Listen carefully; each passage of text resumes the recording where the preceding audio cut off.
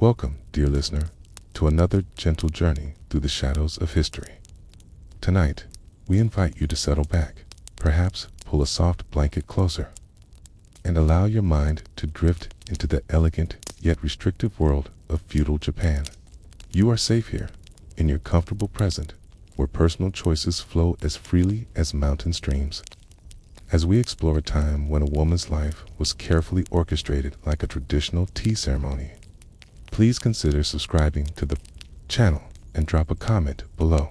Imagine yourself transported to a time when silk rustled against polished wood floors, when honor was measured in precise bows and perfect silence.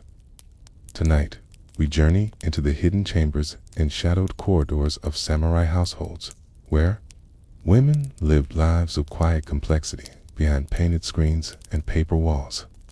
The cherry blossoms outside may have bloomed with the same delicate beauty as they do today, but the women who gazed upon them from their carefully prescribed places knew a world vastly different from our own. In the midst of medieval Japan, between the 12th and 19th centuries, the samurai class emerged as both warriors and administrators, their lives governed by Bushido, the way of the warrior. Yet, behind every disciplined samurai stood women whose stories have often been whispered rather than proclaimed, whose strength was measured not in sword strokes, but in the subtle art of survival within rigid social structures.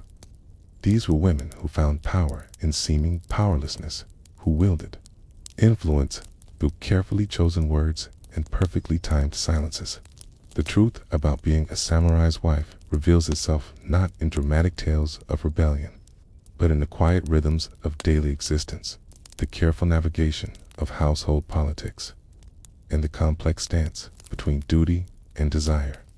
Let us settle into this world together, where every gesture carried meaning, where a woman's worth was measured in her ability to disappear into her role, while somehow maintaining her essential self beneath layers of silk and social expectation.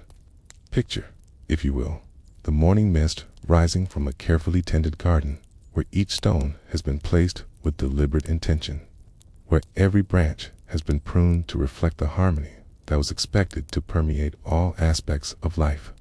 Within the wooden walls of these compounds, women moved through their days like spirits in a carefully choreographed dance, their footsteps muffled by thick tatami mats, their voices lowered to respectful whispers that never disturbed the tranquil atmosphere their husbands required upon return from the harsh realities of political intrigue and potential warfare.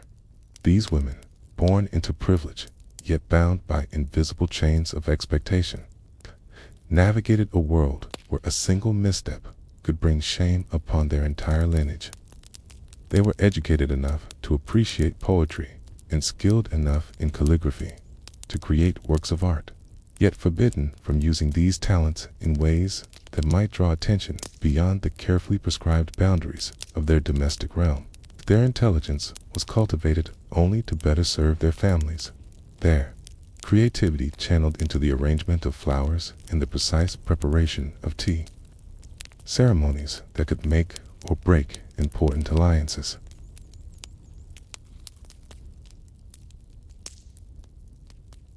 As the first pale light of dawn filters through the shoji screens, casting gentle geometric patterns across the tatami mats, imagine yourself awakening in the women's quarters of a samurai estate.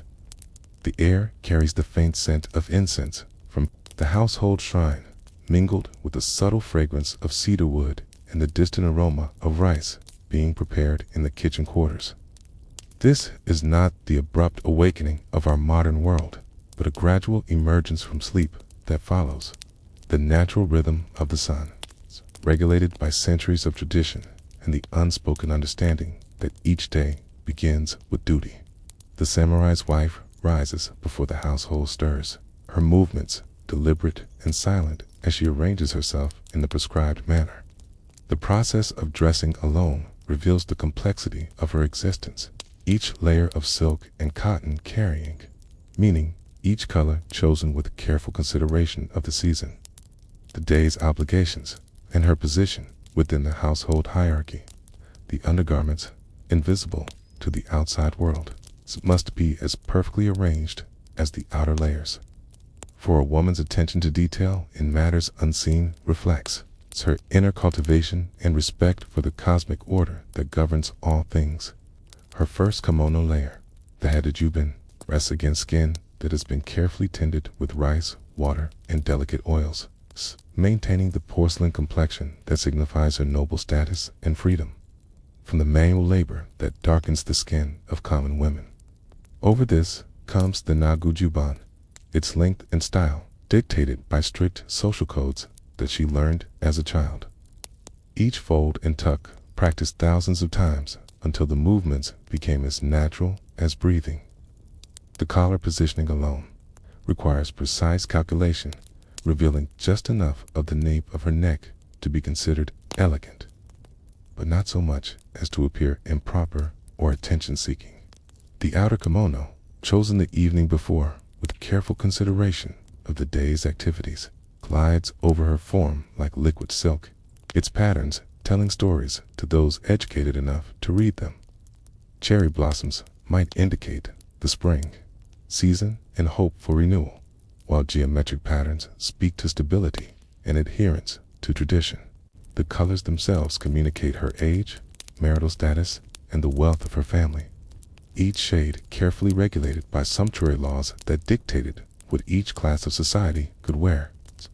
A single mistake in this complex visual language could result in social disgrace, not just for herself, but for her entire family line.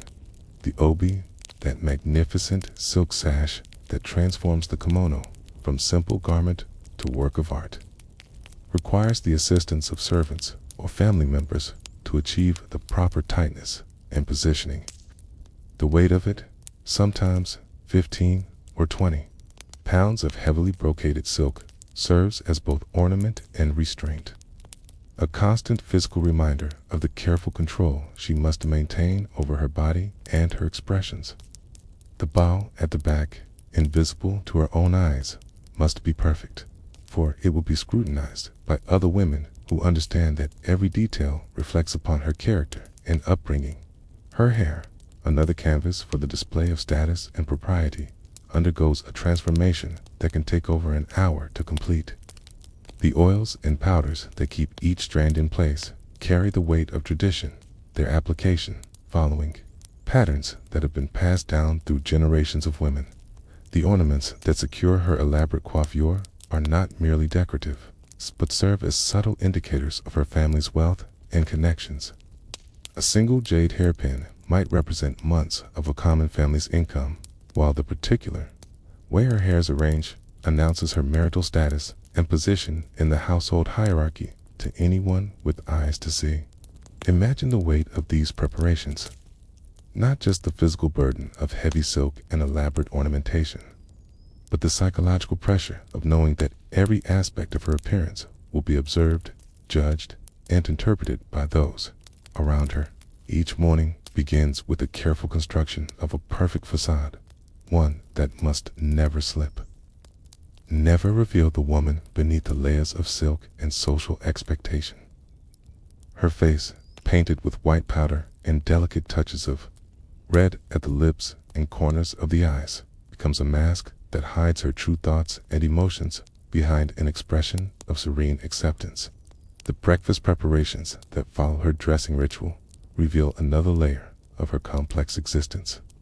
She does not merely eat, but participates in a carefully choreographed ceremony that reinforces social hierarchies and family structures. Her husband, if present, is served first, his preferences known and catered to without the need for spoken requests. She has studied his habits with the dedication of a scholar, learning to anticipate his needs and provide for them before they are expressed. Her own sustenance comes second, and she eats with careful moderation, maintaining the delicate frame that society demands of women of her class. The children, if she has been blessed with them, present both her greatest joy and her most complex challenge.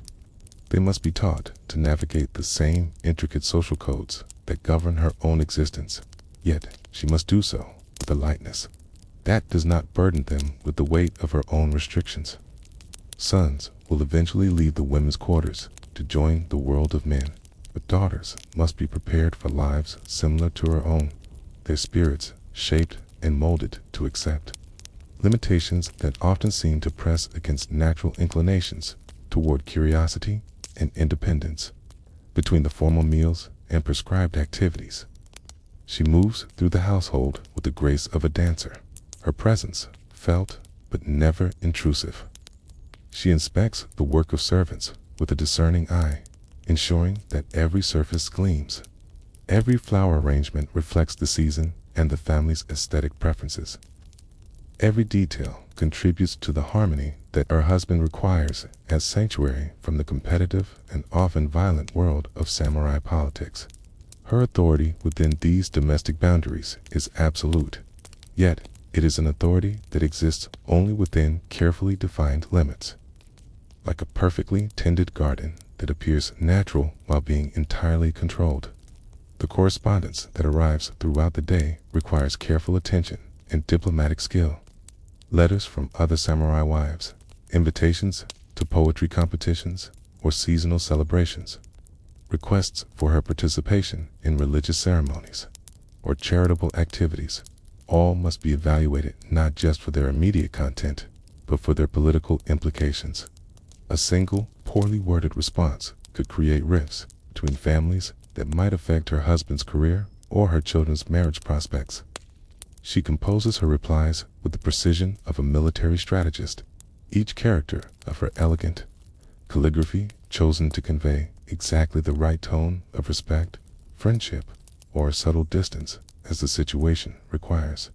As the morning progresses toward midday, you can sense the careful balance she maintains between visibility and invisibility, between authority and submission, between the cultivation of her own mind and spirit and the complete dedication to serving others that defines her role.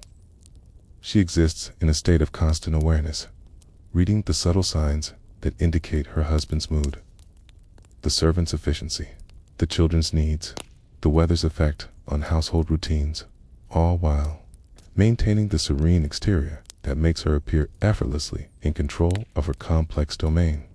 As the sun reaches its zenith and begins its slow descent toward the western mountains, the samurai's wife enters the most contemplative portion of her day. The morning's rigid protocols give way to activities that might appear leisurely to the casual observer, yet these afternoon pursuits carry their own weight of expectation and hidden meaning. The tea ceremony awaits, not as mere refreshment, but as a meditation on perfection, an exercise in spiritual discipline that transforms simple actions into profound expressions of character and cultivation. Imagine yourself settling into the tea room, a space designed to induce tranquility through its very architecture. The tokonoma alcove displays a carefully chosen scroll, its calligraphy or painting selected to reflect the season, the occasion, or perhaps a subtle message meant for the day's guests. The flowers arranged beneath it speak their own language, each stem positioned with mathematical precision, yet appearing naturally graceful, much like the women who have arranged them. The tatami mats beneath your knees have been cleaned and positioned so perfectly that not a single grain of dust disturbs their pristine surface. And the faint scent of fresh straw mingles with the aromatic woods that formed the room's structure. The implements for the tea ceremony rest in their prescribed positions, each piece a work of art that has been passed down through generations or carefully acquired to reflect the family's aesthetic sensibilities and financial resources. The tea bowls, some rough and humble in appearance, yet worth more than a common family's annual income. Others glazed to perfection by master craftsmen whose names are whispered with reverence, wait to fulfill their purpose in the ancient ritual. The tea whisk, carved from a single piece of bamboo and split into precisely the right number of tines, represents hours of meditation and skill from its maker, while the iron kettle hanging over the charcoal brazier has been seasoned by years of use, its surface developing the patina that connoisseurs recognize as the mark of authentic practice. The preparation of the tea itself becomes a form of moving meditation, each gesture flowing into the next with the grace of a dancer and the precision of a master calligrapher. The samurai's wife has spent years perfecting these movements, practicing until her hands move without conscious thought, until the rhythm of the ceremony becomes as natural as her own heartbeat. Yet beneath this apparent simplicity lies tremendous complexity, for she must simultaneously attend to the technical aspects of temperature, quick timing, and technique, while maintaining the spiritual awareness that transforms mere procedure into profound experience. Watch as she cleanses each implement, not merely for hygiene, but as a symbolic purification that prepares both the objects and her own spirit for the sacred act of hospitality. The cloth that wipes the tea container moves in prescribed patterns, each fold in turn carrying meaning that has been refined over centuries of practice. The sound of the water simmering in the iron kettle creates a gentle background music that practitioners call the wind in the pines, a natural symphony that soothes the mind and prepares the spirit for contemplation. The guests who arrive for this afternoon's ceremony represent another layer of complexity in her carefully orchestrated existence. They may be the wives of a husband's political allies, requiring delicate navigation of relationships that could affect her family's fortunes. They might be her own relatives, bringing news from distant provinces and opportunities for the subtle exchange of information that often proves more valuable than formal intelligence. Or perhaps they are younger women, daughters of rising samurai, families who come to learn not just the mechanics of the tea ceremony, but the deeper arts of social navigation that will serve them in their own marriages. Each guest's position in the room follows strict protocols based on age, social rank, in relationship to the hostess. Yet these arrangements must appear natural and effortless, as if they arose from the organic flow of friendship rather than the careful calculation of status. It's a conversation that flows between them operates on multiple levels, with surface pleasantries masking deeper currents of information exchange, alliance building, and the subtle assessments that determine which families rise and which fall in the complex hierarchy of samurai society. The afternoon's activities extend beyond a tea ceremony to encompass other pursuits deemed appropriate for women of noble birth. Poetry composition offers both creative outlet and intellectual exercise, yet even here constraints shape expression. The classical forms, with their prescribed syllable counts and seasonal references, scanned creativity into acceptable patterns, while the subjects themselves must remain thin bounds considered suitable for feminine contemplation. Love poems speak of longing and separation, but always in metaphorical terms that maintain propriety. Nature poetry captures the changing seasons and the melancholy beauty of transient moments, reflecting the Buddhist philosophy that underlies much of Japanese aesthetic culture. The calligraphy practice that occupies many afternoon hours serves multiple purposes beyond mere artistic expression. The formation of each character requires complete concentration, banishing worldly concerns in favor of the pure focus needed to create beauty from simple ink and paper.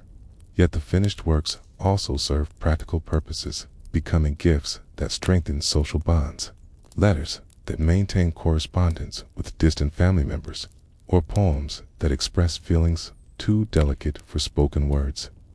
The quality of her brushwork reflects upon her education and refinement. The content of her writing reveals the depth of her cultural knowledge and emotional sophistication. Flower arrangement, or ikebana, transforms the simple act of placing cut stems in water into profound artistic and spiritual practice. Each arrangement must capture not just the beauty of the flowers themselves, but the essence of the season, the philosophy of impermanence, and the arranger's own understanding of harmony and balance. The samurai's wife approaches her flower arrangements as a form of meditation, finding in the careful positioning of branches and the subtle gradations of color a respite from the complex demands of her social role. These artistic pursuits might seem frivolous to modern eyes, yet they serve crucial functions in maintaining the mental and spiritual health of women, whose lives are otherwise consumed by duty and obligation. In the precise movements of the tea ceremony, the careful formation of calligraphy characters, and the contemplative arrangement of flowers, they find spaces for authentic self-expression within the narrow confines of social acceptability. These activities allow them to exercise creativity, develop aesthetic sensitivity, and maintain intellectual engagement while never straying from the paths deemed appropriate for their gender and station. As the afternoon light begins to slant through the shoji screens, casting long shadows across the tatami mats, imagine the samurai's wife pausing in her activities to gaze out at the garden that surrounds her home. This garden, like everything else in her life, follows prescribed patterns and serves specific purposes. Yet within those constraints, it offers moments of genuine beauty and peace. The stones arranged to suggest mountain landscapes, the carefully controlled water features that create soothing sounds, the plants chosen for their seasonal interest and symbolic meanings, all combine to create a living artwork that changes throughout the day and across the seasons. The servants who maintain this domestic paradise remain largely invisible to casual observers. Yet, the samurai's wife must coordinate their activities with the skill of a military commander. The cleaning schedules, the meal preparations, the maintenance of clothing and household goods, the reception of visitors and deliveries all require careful planning and oversight. She manages these complex logistics while maintaining the appearance of serene leisure, her authority exercised through subtle gestures and quiet words rather than direct commands or obvious supervision. The isolation that defines much of her existence becomes most apparent during these afternoon hours when the business of morning routines has concluded, but the evening's social obligations have not yet begun. In the spaces between activities, in the quiet moments when no immediate demands require her attention, the weight of her circumscribed existence presses most heavily upon her consciousness. She may stand at the garden's edge, watching birds move freely through the sky, or pause in her reading to wonder about the lives of women in distant lands who move through their days unencumbered by the elaborate protocols that govern her every action. Yet even these moments of solitude serve the larger purposes of her existence. The contemplation that fills her quiet hours cultivates the inner peace and philosophical acceptance that enable her to fulfill her demanding role with grace and dignity. The Buddhist teachings that influence Japanese culture emphasize the importance of accepting one's circumstances while working to fulfill one's duties perfectly. In these afternoon hours of reflection, help her maintain the mental equilibrium necessary to embody these ideals. Letters that arrive during these afternoon hours bring both connection to the wider world and reminders of her position within it. Correspondence from family members living in distant provinces carries news of births, deaths, marriages, and political developments that may affect her own household's fortunes. Letters from friends describe the progression of their children's education, the success or failure of business ventures, the shifting alliances that constantly reshape the political landscape. Each piece of correspondence requires careful reading, not just for its explicit content, but for the subtle implications that experienced women learn to decipher. Her responses to these letters become exercises in diplomatic skill, requiring her to maintain relationships while avoiding commitments that might prove problematic, to express appropriate emotions while revealing nothing that could be used against her family's interests. The elegance of her written style, the quality of the paper she chooses, the seasonal appropriateness of her references, all communicate as much as the words themselves, creating layers of meaning that transform simple correspondence into complex negotiations of status and relationship.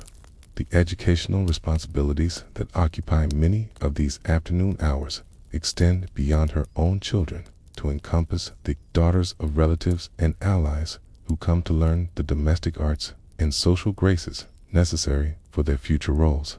Teaching the tea ceremony, flower arrangement, and proper behavior becomes a way of building networks and obligations that will serve her family's interests in years to come. These young women, trained in her household, will remember their lessons and their teacher throughout their lives, creating bonds of loyalty and mutual support that transcend immediate political alliances. As shadows lengthen and the day moves toward evening, the samurai's wife prepares for the transition from the contemplative activities of afternoon to the more formal social obligations that await. The careful attention to appearance that began the day must be renewed and adjusted for the evening's requirements, while the mental preparation for receiving guests or attending gatherings requires its own form of meditation and focus. The peaceful hours of afternoon study and artistic practice serve as preparation for the more demanding social performances that define her evenings, providing the inner calm and cultural sophistication that enable her to navigate complex social situations with apparent effortlessness. As twilight descends upon the samurai compound and the paper lanterns begin their gentle glow throughout the corridors and gardens, imagine yourself witnessing the transformation that occurs in the samurai's wife as she prepares for the most socially demanding portion of her day. The evening hours bring with them a heightened sense of formality, for these are the times when her husband returns from his duties, when important visitors may call, and when the careful choreography of domestic life must achieve its most perfect expression. The preparation for evening begins with another elaborate ritual of appearance. Yet this transformation differs subtly from the morning's careful construction of identity. Evening dress requires consideration of who might be present, what occasions may arise, and how her appearance will reflect not just upon herself, but upon her husband's status and her family's reputation.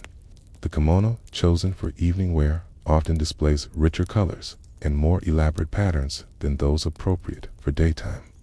Yet, the selection must never appear ostentatious or attention-seeking. The line between impressive and inappropriate remains razor-thin, requiring the kind of cultural instinct that takes decades to develop. The evening's lighting creates different demands upon her appearance. The warm glow of oil lamps and candles transforms colors and emphasizes different aspects of her carefully painted features. The white powder that creates her porcelain complexion takes on a luminous quality in the flickering light, while the delicate touches of red at her lips and the corners of her eyes become more pronounced and dramatic. Her hair ornaments, chosen to complement her evening attire, catch and reflect the dancing flames, creating subtle movements of light and shadow that enhance her beauty, while maintaining the air of untouchable elegance that defines her social position. Imagine the sound of her approach as she moves through the wooden corridors toward the main reception areas of the house. The whisper of silk against silk, the barely audible contact of her tabi-covered feet against the polished floors, the gentle rustle of her elaborate sleeves as she adjusts her posture with each step.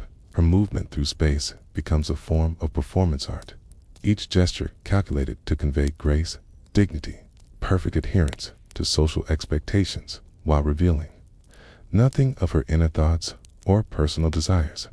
The arrival of her husband transforms the domestic atmosphere with the weight of his presence. Years of marriage have taught her to read his mood from the smallest signs, the set of his shoulders, the pace of his footsteps, the tone of his voice, as he greets the household servants. His day in the wider world of politics, military obligations, quit, and clan responsibilities has exposed him to stresses and challenges that she can only imagine. Yet, her role requires her to create an environment that allows him to shed these burdens and find peace within his domestic sanctuary. The evening meal that follows represents perhaps the most complex performance of the entire day, a carefully orchestrated display of domestic harmony that serves multiple audiences simultaneously.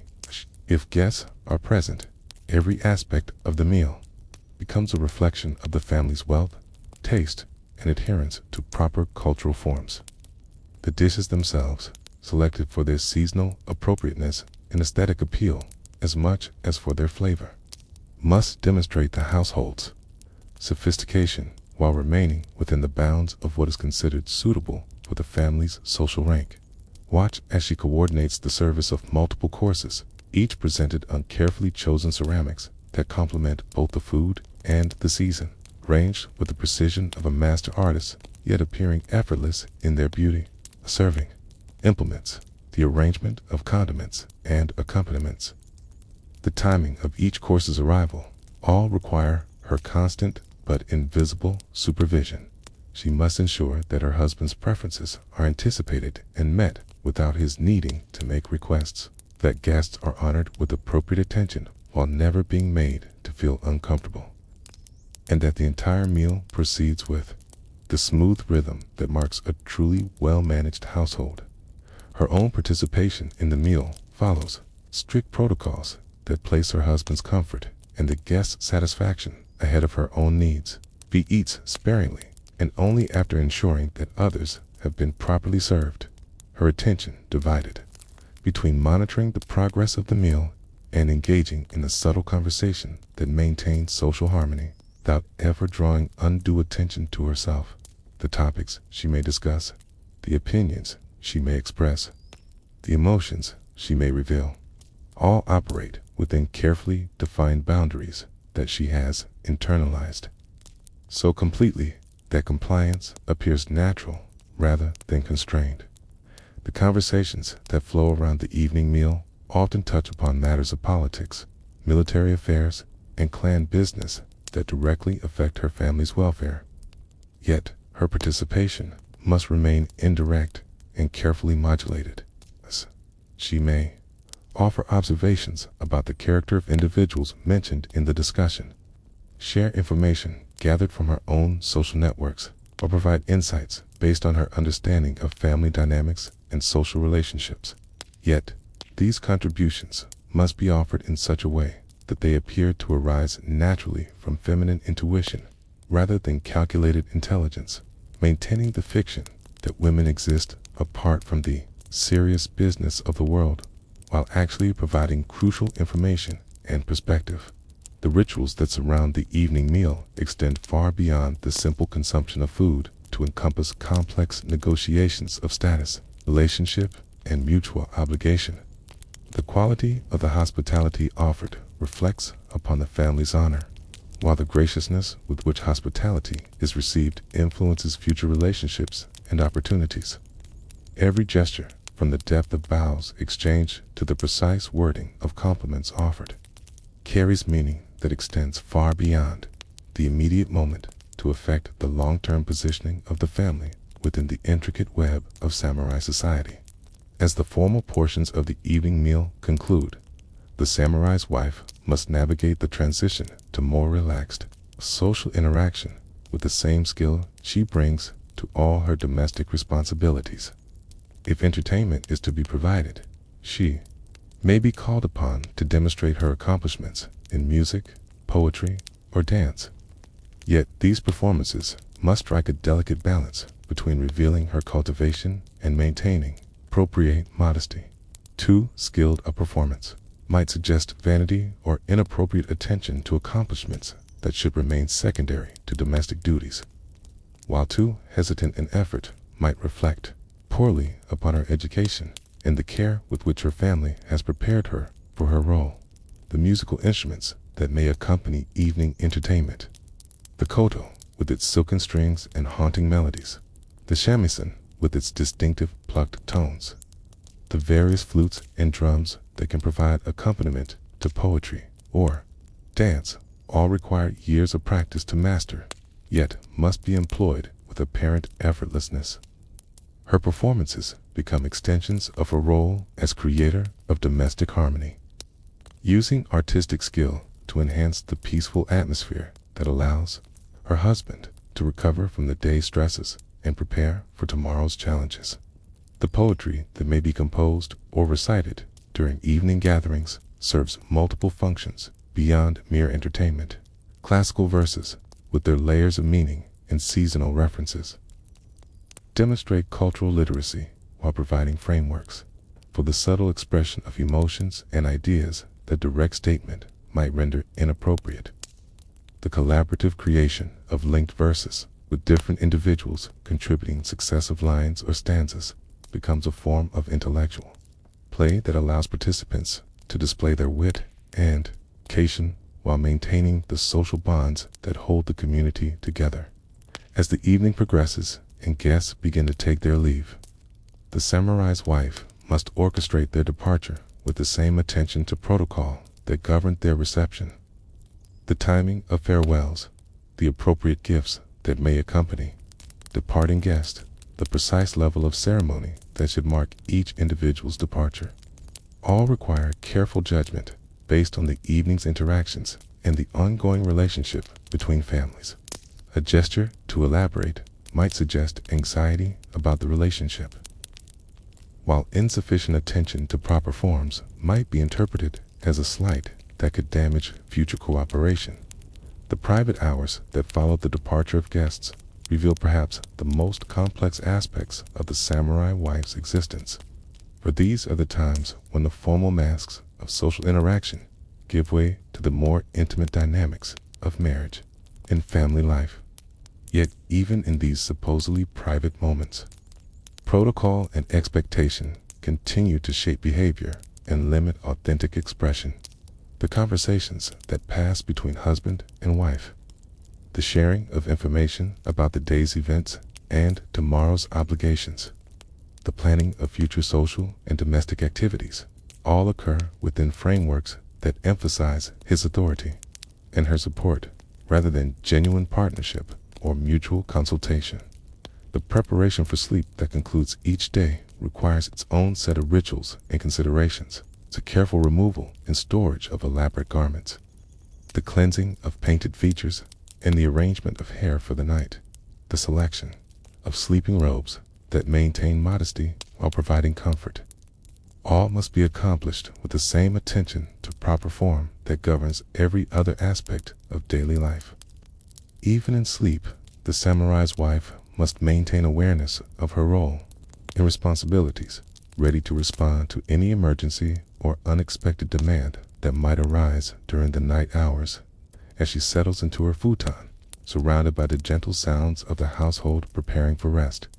Imagine the weight of accumulated experiences that fills her consciousness, teased successes and minor failures, the subtle shifts in relationships observed during social interactions, the ongoing concerns about children's education and family welfare, the constant awareness of political currents that might affect her husband's position and therefore her own security, all combined to create a mental landscape of remarkable complexity for someone whose official role is defined by simplicity and obedience.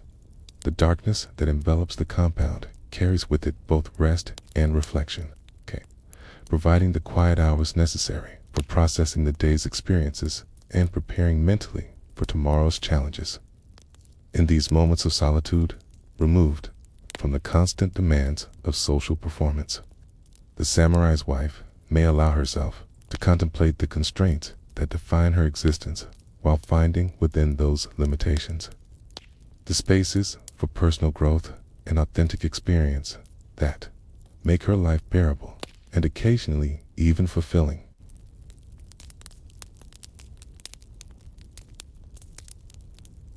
As we drift from the confines of the domestic sphere into the realm of legend and historical possibility, imagine yourself transported to the turbulent final decades of the Heian period, when the ordered world of court culture gave way to the violent chaos of civil war.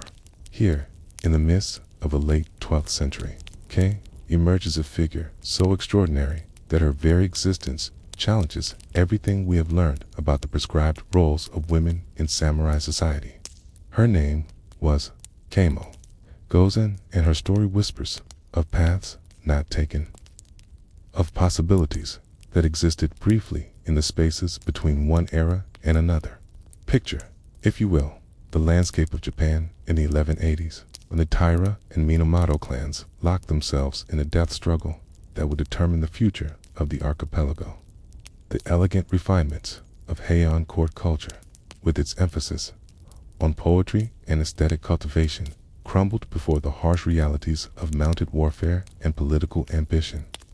In this world turned upside down, where traditional certainties dissolved like morning mist before the sun, exceptional individuals sometimes found opportunities to transcend the normal boundaries of their social positions. Tomo Gazan first appears in the historical record as a concubine of Minamoto no Yoshinaka, also known as Kiso Yoshinaka, a cousin of the great Minamoto no Yoritomo, who would eventually establish the Kamakura shogunate. Yet to describe her merely as a concubine fails to capture the remarkable nature of her position and accomplishments. The classical sources, primarily the epic war tales known as Genki Monogatari, describe her in terms that seem almost mythical in their scope. Yet the consistency of these accounts across multiple sources suggests that behind the legend lies a woman whose actual achievements were extraordinary enough to capture the imagination of chroniclers and storytellers for centuries to come. The Hike Monogatari, that great epic of the Genpei War, provides our most detailed portrait of Tomo, describing her as especially beautiful, with white skin, long hair, and charming features. Yet beauty alone would hardly merit inclusion in a chronicle of warfare and political upheaval. The text continues with descriptions that place her firmly in the realm of the warrior. She was also a remarkably strong archer, and as a swordswoman, she was a warrior with 1,000, ready to confront a demon or a god, whether on horseback or on foot. Imagine the training and preparation that would have been necessary to achieve such skill in the martial arts. Unlike the carefully choreographed movements of the tea ceremony or the precise brushstrokes of calligraphy that defined feminine accomplishment, the way of the bow and sword demanded physical strength, lightning reflexes, the kind of practical knowledge that could only be gained through constant practice and real combat experience. Tomo's mastery of these arts suggests not merely natural talent, but years of dedicated training that must have begun in childhood and continued throughout her youth. The social circumstances that allowed such training to occur remain somewhat mysterious, shrouded in the political chaos of the period. Some scholars suggest that she may have been born into a family of lower-ranking samurai where practical considerations of survival outweighed strict adherence to gender roles. Others propose that she was adopted or fostered by Yoshinaka's family in circumstances that placed martial training above conventional feminine education.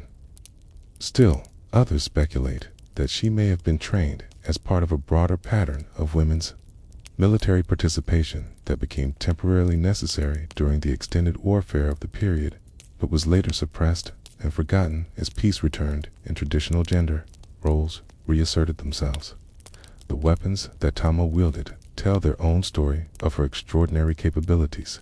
The bow, that fundamental weapon of samurai warfare, required not just accuracy, but tremendous physical strength to draw the heavy war bows used in mounted combat. The ability to shoot accurately while controlling a galloping horse, maintaining balance in the saddle while drawing and releasing arrows at moving targets, demanded a level of skill that took years to develop and represented the pinnacle of warrior achievement. That the chronicles specifically mention her archery suggests that her abilities in this area were remarkable, even by the standards of professional warriors. Her swordsmanship, equally celebrated in the classical sources, represents another dimension of her martial accomplishments. The sword in samurai culture carried profound spiritual and social significance beyond its practical value as a weapon. The forging of a blade was considered a sacred act. The possession of fine swords marked one's status within the warrior hierarchy. For a woman to achieve mastery with the sword meant not only developing the physical skills necessary for effective use of the weapon, but also gaining acceptance within a masculine warrior culture that treated swordsmanship as the ultimate expression of samurai identity. The battles in which Tomo participated read like scenes from an epic poem. Yet, they were recorded as historical fact by chroniclers who distinguished between legendary embellishment and actual events. At the Battle of Awazu in 1184, as Yoshinaka's forces faced defeat and he prepared for his final stand, Tomo fought with such ferocity that enemy warriors reportedly refused to engage her in single combat. The image of her charging across the battlefield, her long hair streaming behind her, as she cut down opponents with sword and bow, became one of the most iconic scenes in Japanese military literature. Yet, perhaps, the most remarkable aspect of Tomo's story lies not in her individual prowess, but in what her existence reveals about the flexibility of social roles during periods of crisis and transition. The rigid gender expectations that would later define samurai society had not yet crystallized in the late Heian period, allowing exceptional individuals to find opportunities that would later be closed off by more restrictive social codes. Tomo's career as a warrior suggests that martial skill, rather than gender, served as the primary qualification for participation in the military activities that dominated the period. The relationships that defined her personal life present another layer of complexity to her story. Her connection to Yoshinaka appears to have transcended the typical boundaries between warrior and concubine, evolving into something approaching genuine partnership in both military and political affairs. The chronicles describe her as one of his most trusted advisors, consulted on matters of strategy and tactics, present at war councils where crucial decisions were made about the conduct of campaigns. This level of involvement in military planning suggests that her value to Yoshinaka extended far beyond her personal attractions to encompass practical abilities as a warrior and strategist. The trust that Yoshinaka placed in Tomo becomes most apparent in the final phase of his career, when political miscalculations and military defeats left him isolated and facing certain destruction. Rather than sending her away to safety or relegating her to a passive role, he continued to rely on her martial skills and strategic judgment even as his situation grew increasingly desperate. The fact that she remained with him until nearly the end of his final battle suggests a relationship based on mutual respect and shared commitment that transcended the conventional boundaries between men and women in medieval Japanese society. The end of Tomo's military career, as recorded in the classical sources, reveals both the possibilities and limitations that defined her extraordinary life.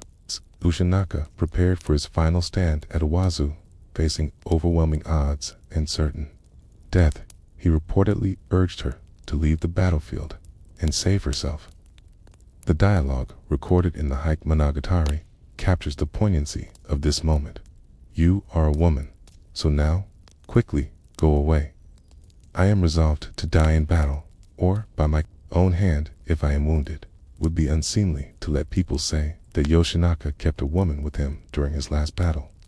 The practical wisdom of this advice could not overcome the emotional bonds and warrior code that connected Tomo to her lord and lover. Instead of fleeing, she chose to participate in one final act of martial prowess, engaging and defeating a renowned enemy warrior named Onda no Hachiro Morshige in single combat. The chronicles describe this encounter in vivid detail, emphasizing both her tactical skill and physical strength as she grappled with her opponent, pulled him from his horse, and took his head as a trophy before finally departing the battlefield. This final combat serves as a fitting conclusion to Tomo's documented military career, demonstrating once more the exceptional abilities that had made her legendary, while also illustrating the complex intersection of personal loyalty, warrior honor, and gender expectations that defined her choices.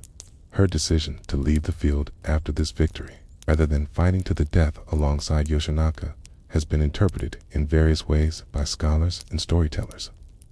Some see it as evidence of feminine pragmatism overcoming masculine honor, while others view it as fulfillment of her lord's final command, and therefore the ultimate expression of samurai loyalty.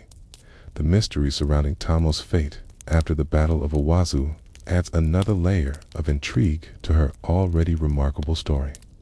Unlike many figures from the Genpei War, whose deaths are clearly documented, Tamo simply disappears from the historical record after her departure from the battlefield. This absence of clear information has allowed later generations to create various legends about her subsequent life. Some claiming that she became a Buddhist nun, others suggesting that she remarried and lived quietly in obscurity. Still others maintaining that she continued her warrior career in different circumstances under an assumed identity.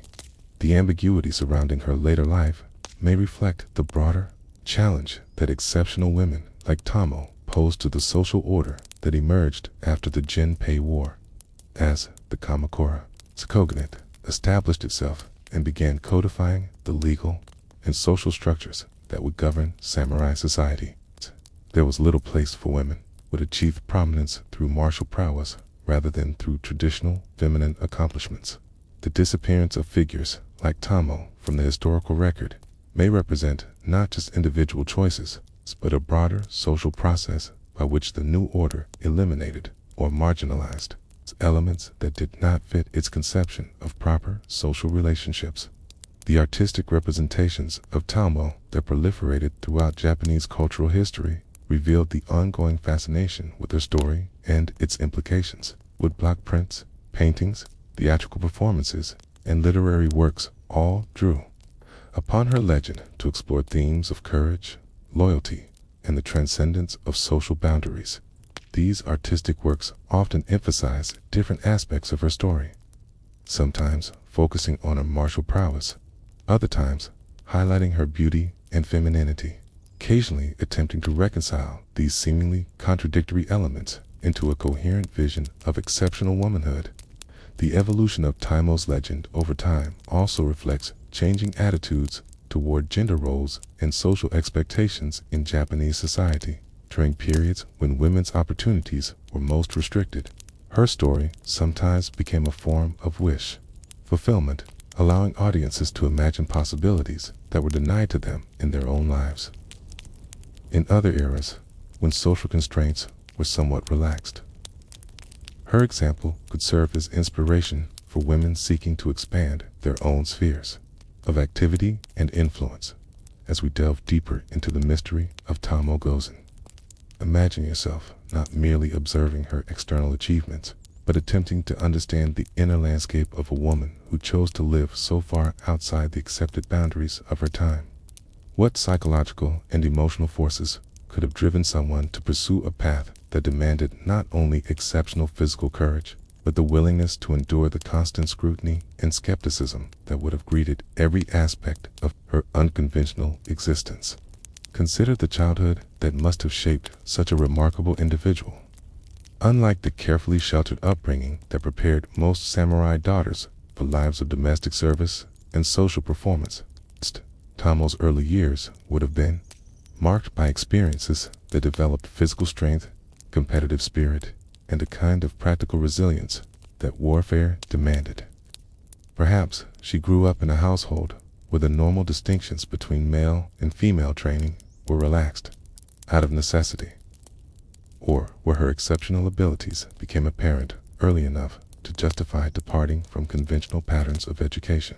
The training regimen that transformed a young girl into a warrior capable of holding her own against seasoned fighters would have been both physically and mentally demanding beyond anything we might imagine today. The development of the archery skills for which she became famous would have required not just countless hours of practice, but the cultivation of a form of moving meditation that allowed perfect focus and coordination, even in the chaos of battle. Drawing a war bow repeatedly builds not just arm and shoulder strength, but develops the kind of total body coordination that becomes instinctive through years of repetition. Imagine her at practice in the early morning hours before the household stirred and the day's conventional obligations began. The targets, perhaps simple straw bundles at first, gradually replaced by more challenging marks that tested her ability to judge distance, account for wind, and maintain accuracy under increasingly difficult conditions. The progression from stationary targets to moving ones, from ground-based shooting to mounted archery, each level demanding new skills and presenting fresh challenges that most of her contemporaries would never face. The swordsmanship that complemented her archery represented another dimension of her exceptional development. The sword, in Japanese warrior culture, was far more than a simple weapon. It was considered the soul of the samurai, an extension of the warrior spirit and will. For a woman to achieve mastery of the sword meant not only developing the physical techniques necessary for effective combat, but also internalizing the philosophical and spiritual traditions that surrounded swordsmanship. In samurai culture, the forms and kata that constituted the foundation of sword training would have demanded countless hours of solitary practice, repeating movements until they became as natural as breathing. Yet, beneath these technical exercises lay deeper lessons about timing, distance, and the psychology of combat that could only be learned through actual confrontation with skilled opponents. The willingness to engage in such training, knowing that mistakes could result in serious injury or death, suggests a level of commitment and courage that transcended mere interest in martial arts. The horse that carried her into battle represented yet another aspect of her remarkable capabilities. Mounted warfare in medieval Japan required not just riding skill, but the development of an almost telepathic connection between rider and mount that allowed for complex maneuvers while simultaneously employing weapons with deadly accuracy.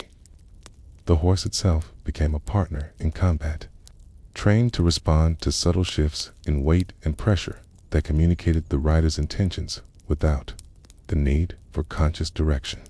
Picture Tomo during the long hours of training that developed this partnership, learning to shoot accurately while her mount galloped across uneven terrain, practicing the precise timing necessary to coordinate her attacks with her horse's movements, developing the trust that would allow her to enter battle, knowing that her mount would respond instantly to her commands, even in the midst of the chaos and confusion that marked medieval warfare.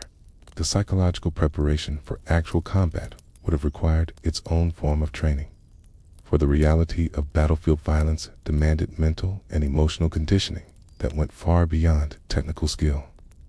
The ability to remain calm and focused while surrounded by the sounds of conflict, the screams of wounded men and horses, the clash of weapons, and the whistle of arrows required a form of mental discipline that could only be developed through experience and deliberate cultivation.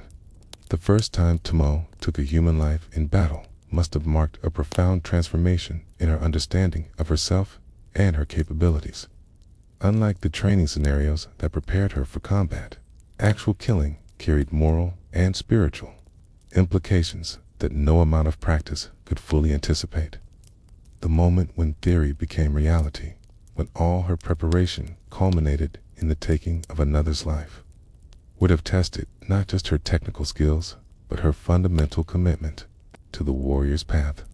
The comradeship that developed between Tamo and her fellow warriors represents another dimension of her extraordinary experience.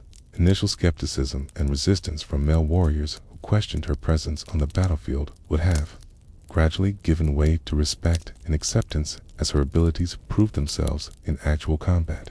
The bonds forged in the shared experience of danger and violence would have created relationships that transcended conventional social categories, uniting warriors in a brotherhood that had no place for the normal distinctions between male and female. Imagine the conversations around campaign fires, where battle tactics were discussed and strategies debated, where Tomo's voice carried equal weight with those of her male companions because her opinions were backed by demonstrated competence and proven courage. These moments of recognition and acceptance would have provided validation that was impossible to find in conventional society, where women's accomplishments were always measured against different and lesser standards. The relationship between Tomo and Yoshinaka adds layers of complexity to our understanding of her inner world. Unlike the formal and distant relationships that characterize most marriages among the samurai class, their connection appears to have been based on mutual respect and shared commitment to common goals. The trust that Yoshinaka placed in her judgment, both in military matters and in personal affairs, suggests a partnership that transcended conventional categories of husband and wife, lord and retainer, man and woman. Yet this relationship also carried its own burdens and complications. The knowledge that her unconventional position made her a target for criticism, and that her actions reflected not just upon herself, Kei, but upon Yoshinaka's reputation, must have created constant pressure to prove herself worthy of the trust that had been placed in her. Every mistake, every moment of weakness or uncertainty carried implications that extended far beyond personal consequences to affect the standing and effectiveness of the man she served and loved. The loneliness that must have characterized many aspects of Tamo's existence becomes apparent when we consider how few contemporaries could truly understand her experience. Other women of her class lived within the familiar boundaries of domestic responsibility and social conformity, while her male companions, however accepting they might become, could never fully comprehend the additional challenges that her gender created for a pursuit of the warrior's path. This isolation, even in the midst of military companionship, would have required its own form of inner strength and self-reliance. The moments of doubt and uncertainty that would have visited even someone as remarkable as Tamo provide glimpses into her humanity beneath the legendary achievements. The weight of constant scrutiny, the pressure to prove herself repeatedly, in situations where men were given the benefit of the doubt, the knowledge that a single failure might be used to dismiss not just her own capabilities, but the potential of all women, must have created burdens that her male contemporaries never faced. The spiritual dimensions of her warrior's life would have required their own form of development and understanding. The Buddhist and Shinto traditions that influenced samurai culture included complex teachings about violence, deity, and the proper relationship between individual desires and social obligations. For Tamo, navigating these philosophical waters while pursuing a path that challenged conventional interpretations of proper feminine behavior would have demanded exceptional intellectual and spiritual sophistication. Consider her during moments of meditation and prayer, perhaps in temple courtyards or quiet shrines, wrestling with questions about the moral implications of her violent profession and seeking guidance from spiritual traditions that had little to say about women who chose the way of the sword. The integration of warrior identity with spiritual practice would have required her to develop her own understanding of how Buddhist teachings about compassion and nonviolence could be reconciled with the demands of her military calling. The knowledge that her career as a warrior was likely to be brief, limited by the social expectations that would reassert themselves once the immediate crisis passed, must have colored many of her experiences with poignancy and urgency. Unlike her male companions, who could expect to build long careers as professional warriors, Tamo must have understood that her opportunities existed within a narrow window of historical possibility that could close at any moment. Yet rather than viewing these physical changes as losses, Tamo would have needed to find in them sources of pride and identity. The strength that allowed her to draw a war bow, the agility that kept her alive in mounted combat, the endurance that carried her through long campaigns, represented achievements that transcended conventional categories of beauty and attractiveness to embody a different ideal of feminine capability and worth. The end of her documented military career. As political circumstances changed and the opportunities for women warriors disappeared, this must have required another profound psychological adjustment. The transition from active participation in the most important events of her time to the obscurity that awaited women who could not or would not conform to conventional social expectations would have demanded yet another transformation of identity and purpose. As we follow the threads of Tamo Gozen's influence through the centuries that followed her disappearance from the historical record, imagine yourself tracing the subtle ways in which her extraordinary example continued to challenge and inspire.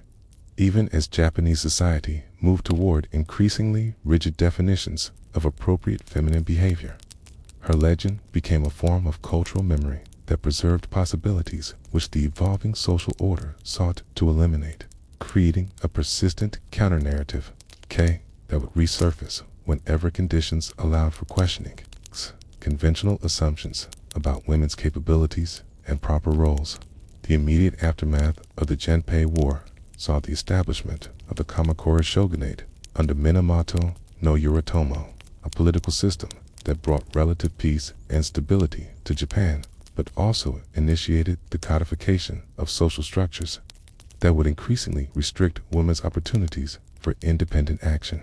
Legal codes that emerged during this period, influenced by Chinese Confucian thought and designed to create clear hierarchies of authority and responsibility, had little place for individuals like Tamo, who had achieved prominence through martial rather than domestic accomplishments.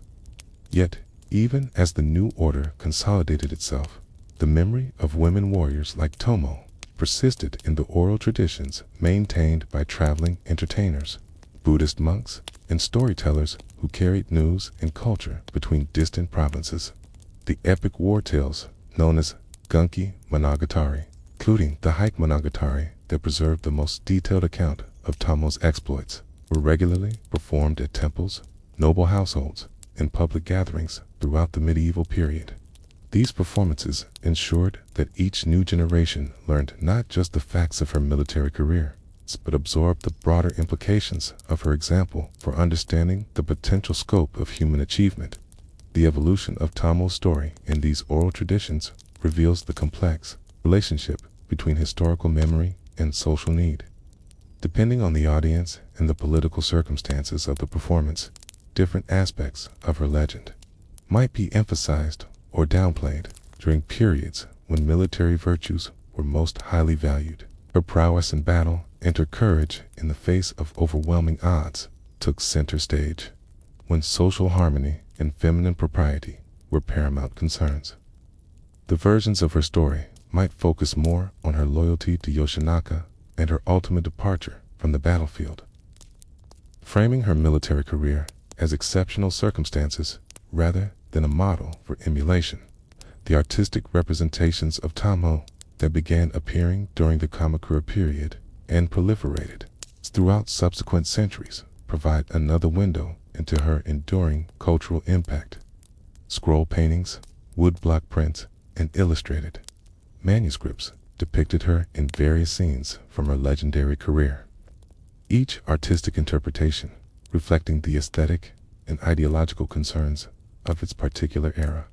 Some images emphasized her feminine beauty even while showing her in full armor, attempting to reconcile her warrior identity with conventional standards of feminine attractiveness. Others focused on the dramatic moments of her military exploits, presenting her as a figure of almost supernatural prowess whose achievements transcended normal human limitations. The theatrical traditions that developed during the medieval period found in Tomo's story rich material for exploring themes of duty, loyalty, and the conflict between personal desire and social obligation. No dramas based on her legend often portrayed her as a tragic figure caught between different worlds, neither fully accepted in the masculine realm of warfare, nor able to return to the conventional feminine sphere she had abandoned. These artistic treatments preserved her memory, while also serving as cautionary tales about the dangers of straying too far from prescribed social roles. The literary works that drew upon her legend revealed another dimension of her cultural influence. Poetry, cycles, and prose narratives that featured Tomo as a central or peripheral character used her story to explore questions about the nature of heroism, the relationship between individual, exceptional, and social conformity, and the proper balance between masculine and feminine virtues in an ideal society. These works often placed her in dialogue with other legendary figures, both historical and mythological, creating a literary space where unconventional possibilities could be explored, even if they could not be realized in contemporary social practice. The religious interpretations of Tomo's story add yet another layer to her enduring significance. Buddhist temples sometimes claimed her as a patron or protector, suggesting that her warrior spirit had been transformed through through spiritual practice into a force for protecting the Dharma and defending the faithful. These religious appropriations of her legend serve to legitimize her memory within orthodox cultural frameworks, while also providing a model for how exceptional individuals might find spiritual meaning in lives that departed from conventional patterns. The influence of Tamo's example on later generations of women, while difficult to document directly, can be traced through occasional references in family histories, personal letters, and biographical accounts of women who achieved unusual prominence in their own times. The knowledge that at least one woman has succeeded in transcending the normal boundaries of feminine behavior appears to have provided inspiration for others who sought to expand their own spheres of activity and influence, even if their efforts took different forms and achieved less dramatic results. The feminist interpretations of Tamo's story that emerged in the 20th century provided new frameworks for understanding her significance and impact, rather than viewing her as an exceptional individual whose achievements had little relevance to ordinary women's lives. These analyses positioned her as an early example of women's potential for equality and independence that had been suppressed by patriarchal social structures. This reframing of her legend gave it new relevance for contemporary struggles for women's rights and opportunities. The popular cultural representations of Tomo in modern Japan and internationally have introduced her story to audiences far removed from the historical and cultural contexts that originally shaped her legend. Manga, anime, films, and novels based on her life have created new versions of her story that emphasize different aspects of her character and achievements, while often taking considerable liberties with historical accuracy.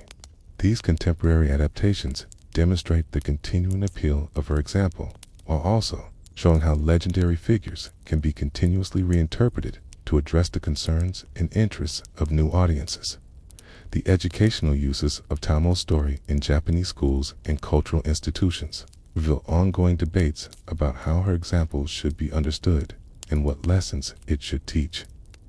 Some approaches emphasize her loyalty and service to her lord as examples of traditional Japanese virtues, while others focus on her individual achievement and courage as inspiration for students to pursue their own goals regardless of social expectations. These different interpretations reflect broader tensions in Japanese society about the relationship between tradition and progress, conformity and individual expression. The influence of Tamo's legend on contemporary Japanese women writers, artists, and activists can be traced through their works and public statements. Though this influence is often indirect and mediated through other cultural sources, the knowledge that their historical tradition includes at least one example of a woman who achieved remarkable success in a male-dominated field appears to provide a form of cultural authorization for contemporary women seeking to challenge conventional limitations on their own activities and aspirations. The international scholarly interest in Tamo's story has contributed to broader discussions about women's roles in medieval societies and the conditions that occasionally allowed individuals to transcend normal social boundaries.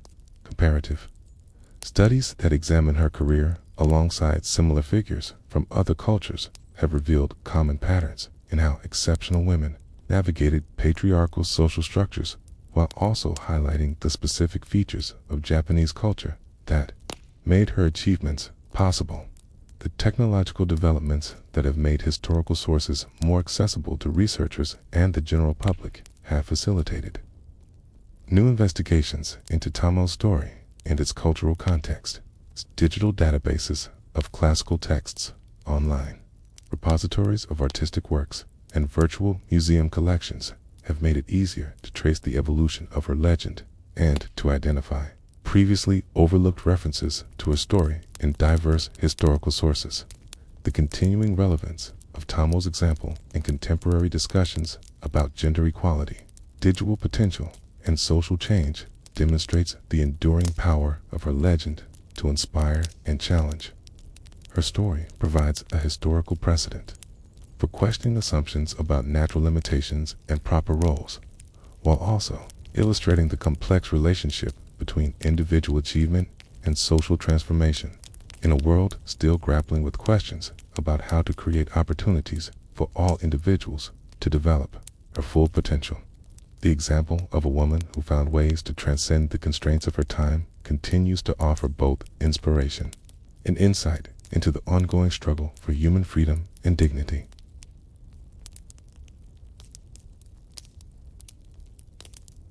As we transition from the battlefield exploits of legendary warriors to the more subtle forms of communication that flourished in the refined atmosphere of the imperial court, imagine yourself entering a world where every gesture carried meaning, where the slightest movement of a fan could convey messages that spoken words dared not express. In the elegant chambers of Heian or Kyoto, where political intrigue danced alongside aesthetic refinement, women developed sophisticated systems of nonverbal communication that allowed them to navigate the treacherous waters of court politics while maintaining the appearance of innocent feminine accomplishment. Picture, if you will, the morning light filtering through the silk curtains of the imperial palace, casting delicate shadows across the polished wooden floors where court ladies in their elaborate 12-layered robes moved with the measured grace of dancers in a slow motion ballet. These women, confined by protocol and tradition to spaces hidden behind screens and curtains, had nevertheless found ways to wield influence and share information through methods so subtle that they appeared to be mere expressions of artistic sensibility and feminine refinement. The folding fan, that seemingly innocent accessory that provided relief from summer heat and added grace to formal gestures, had evolved into something far more complex than its practical origins might suggest. In the hands of a skilled court lady, a fan became a sophisticated instrument of communication, capable of conveying everything from simple social pleasantries to urgent political intelligence through a vocabulary of movements, positions, and decorative elements that required years to master and lifetimes to perfect. The construction of these fans themselves tells a story of meticulous craftsmanship and deliberate symbolism. The finest court fans were created by master artisans who understood that their products would serve functions far beyond mere cooling or decoration. The frames, often carved from precious woods or fashioned from delicate bamboo, provided the foundation for elaborate decorative programs that incorporated multiple layers of meaning. Each rib of the fan frame could be inscribed with poetry, decorated with miniature paintings, or adorned with precious metals and gemstones that caught the light as the fan moved through the air. The paper or silk that formed the fan surface offered another canvas for coded communication. Paintings of seasonal flowers, landscapes, mythological scenes, or classical poetry could be arranged in patterns that appeared purely aesthetic to casual observers, while conveying specific information to those educated in the fan's secret vocabulary. A cherry blossom painted in a particular position might indicate the approach of spring festivities, but it could also signal the timing of a political maneuver or the emotional state of the fan's owner.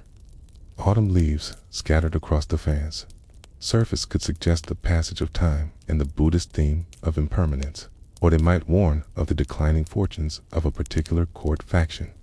The colors chosen for these decorative elements carried their own layers of significance, drawing upon centuries of cultural association and symbolic tradition. The deep purple, reserved for the highest court ranks, the soft blues that suggested water and tranquility, the vibrant reds that spoke of passion and energy, the subtle greens that evoked new growth and hope, all became part of a chromatic vocabulary that allowed for sophisticated communication through apparently simple aesthetic choices. A lady might commission a fan in specific colors to announce her family's political allegiances, to signal her availability for marriage negotiations, or to express her feelings about current court gossip and intrigue.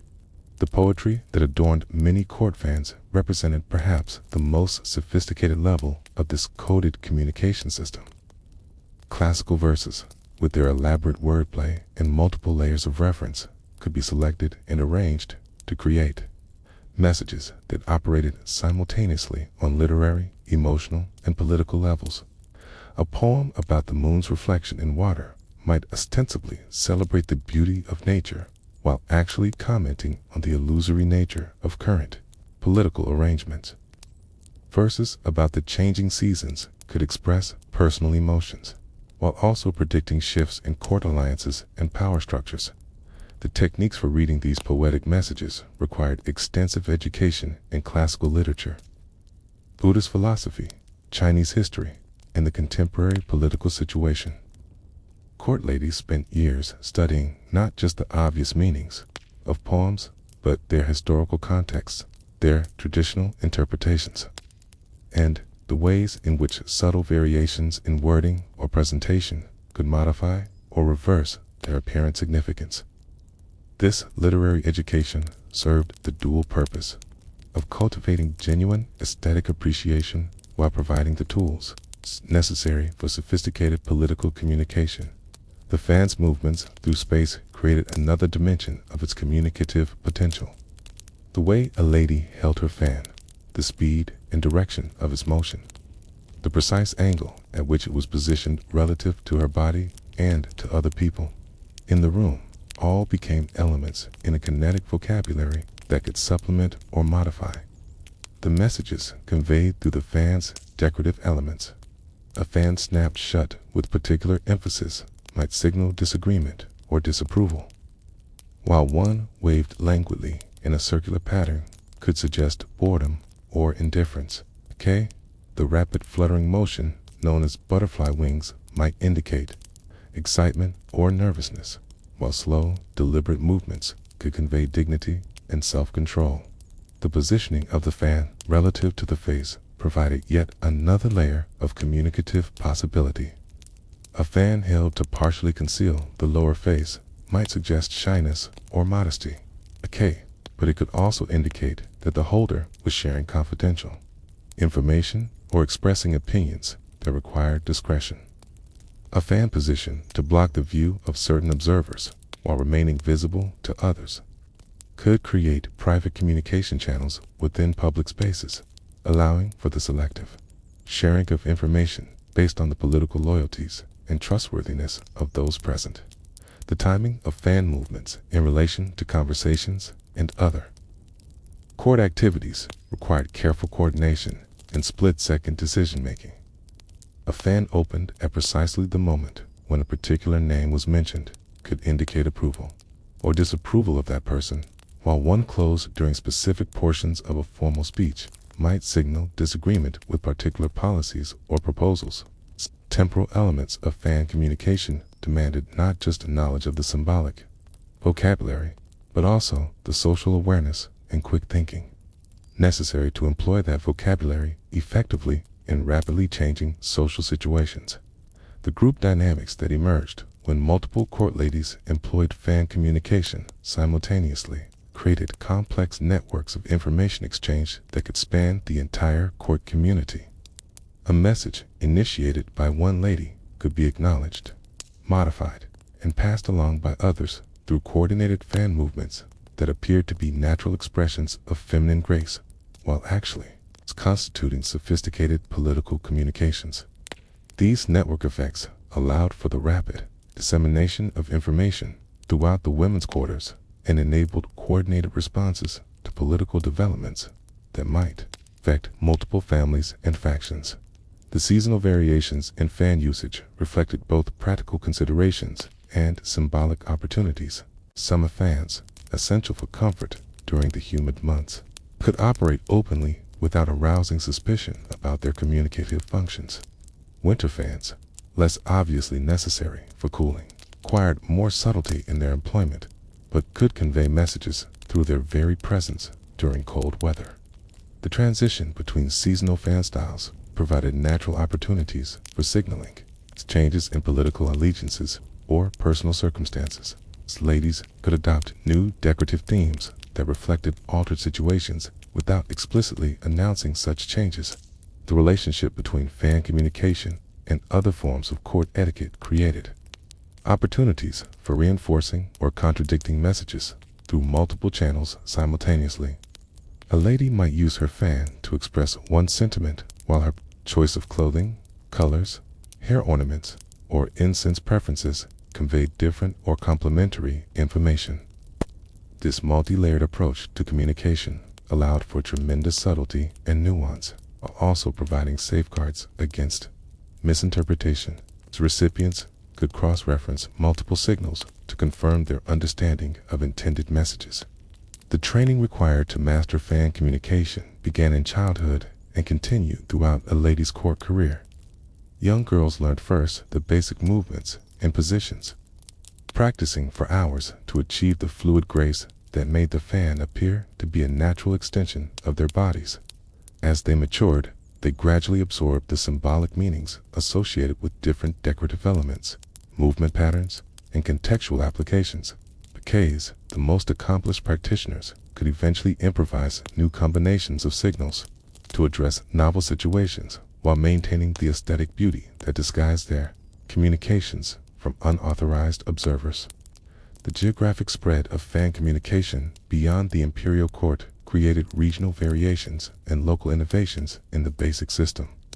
As court ladies married into provincial families or were exiled from the capital, they carried their knowledge of fan communication to new environments where it was adapted to local conditions and cultural preferences. These regional developments created a patchwork of related but distinct communication systems that shared basic principles while incorporating local variations in symbolic vocabulary and technical execution. The preservation of fan communication knowledge through written records, artistic representations, and oral traditions ensured that later generations could study and appreciate these sophisticated systems even when they were no longer actively employed. Court diaries, artistic treatises, and instructional manuals documented various aspects of fan communication, while often obscuring the most sensitive political applications to protect the security of the system and the safety of its practitioners. The influence of fan communication on other forms of nonverbal expression can be traced through the development of dance, theatrical performance, and ceremonial protocols that incorporated similar principles of coded movement and symbolic positioning. The aesthetic sensibilities cultivated through fan practice contributed to broader cultural appreciation for subtlety, indirection, and the communication of complex ideas through apparently simple gestures. Values that continue to influence Japanese culture to the present day. As the afternoon shadows lengthen in the imperial court and we delve deeper into the intricate world of hidden communication, imagine yourself becoming attuned to the layers of meaning that existed beyond the fan's elegant dance. Here, in the hushed corridors where silk rustled against silk and incense drifted through the air like whispered secrets, an entire vocabulary of silence had evolved, transforming every pause, every glance, every carefully orchestrated absence into a form, a profound communication that spoke volumes without uttering a single word. The architecture of the imperial palace itself contributed to this culture of unspoken communication, with its elaborate system of screens, curtains, and partitions that created multiple levels of visibility and concealment. Court ladies lived much of their lives behind these barriers, seen but not directly observed, heard but not clearly identified, present but somehow removed from the direct gaze of those they influenced and informed. This physical separation necessitated the development of communication methods that could operate across visual barriers and social boundaries, creating a shadow language that paralleled and often contradicted the official discourse of court life. The positioning of bodies within these architectural spaces became a form of three-dimensional writing, with each lady's location relative to screens, doorways, and other reference points conveying information about her status, intentions, and emotional state. A lady seated near a particular screen might be signaling her availability for private conversation, while one positioned near an exit could be indicating her desire to leave or her willingness to carry messages to other locations. The subtle shifts in positioning that occurred throughout formal gatherings created a constantly changing map of relationships and intentions that those fluent in the spatial vocabulary could read as easily as written text. The timing of arrivals and departures provided another layer of communicative possibility, with each lady's appearance or absence carefully orchestrated to convey specific meanings. Arriving early to a gathering might demonstrate enthusiasm or eagerness to please, while fashionable lateness could signal independence or suggest that one's presence was sufficiently valued to justify keeping others waiting. The decision to leave at particular moments during ceremonies or conversations could express approval or disapproval of what was occurring, while the manner of departure, gradual withdrawal, or sudden absence modified the meaning of the message being conveyed. The clothing choices that complemented fan communication created additional channels for expressing complex ideas and emotions.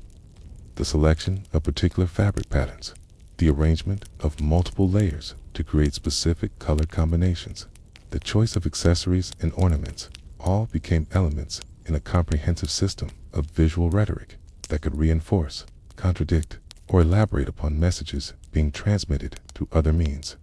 A lady might wear certain colors to indicate her family's political allegiances, while using her fan to suggest personal reservations about those same positions, creating a nuanced communication that acknowledged both duty and individual opinion.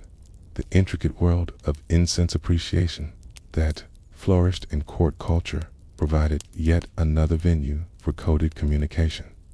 Different fragrance combinations could be associated with particular emotions, seasons, or literary references, allowing ladies to communicate their inner states and cultural sophistication through their choices of personal scents.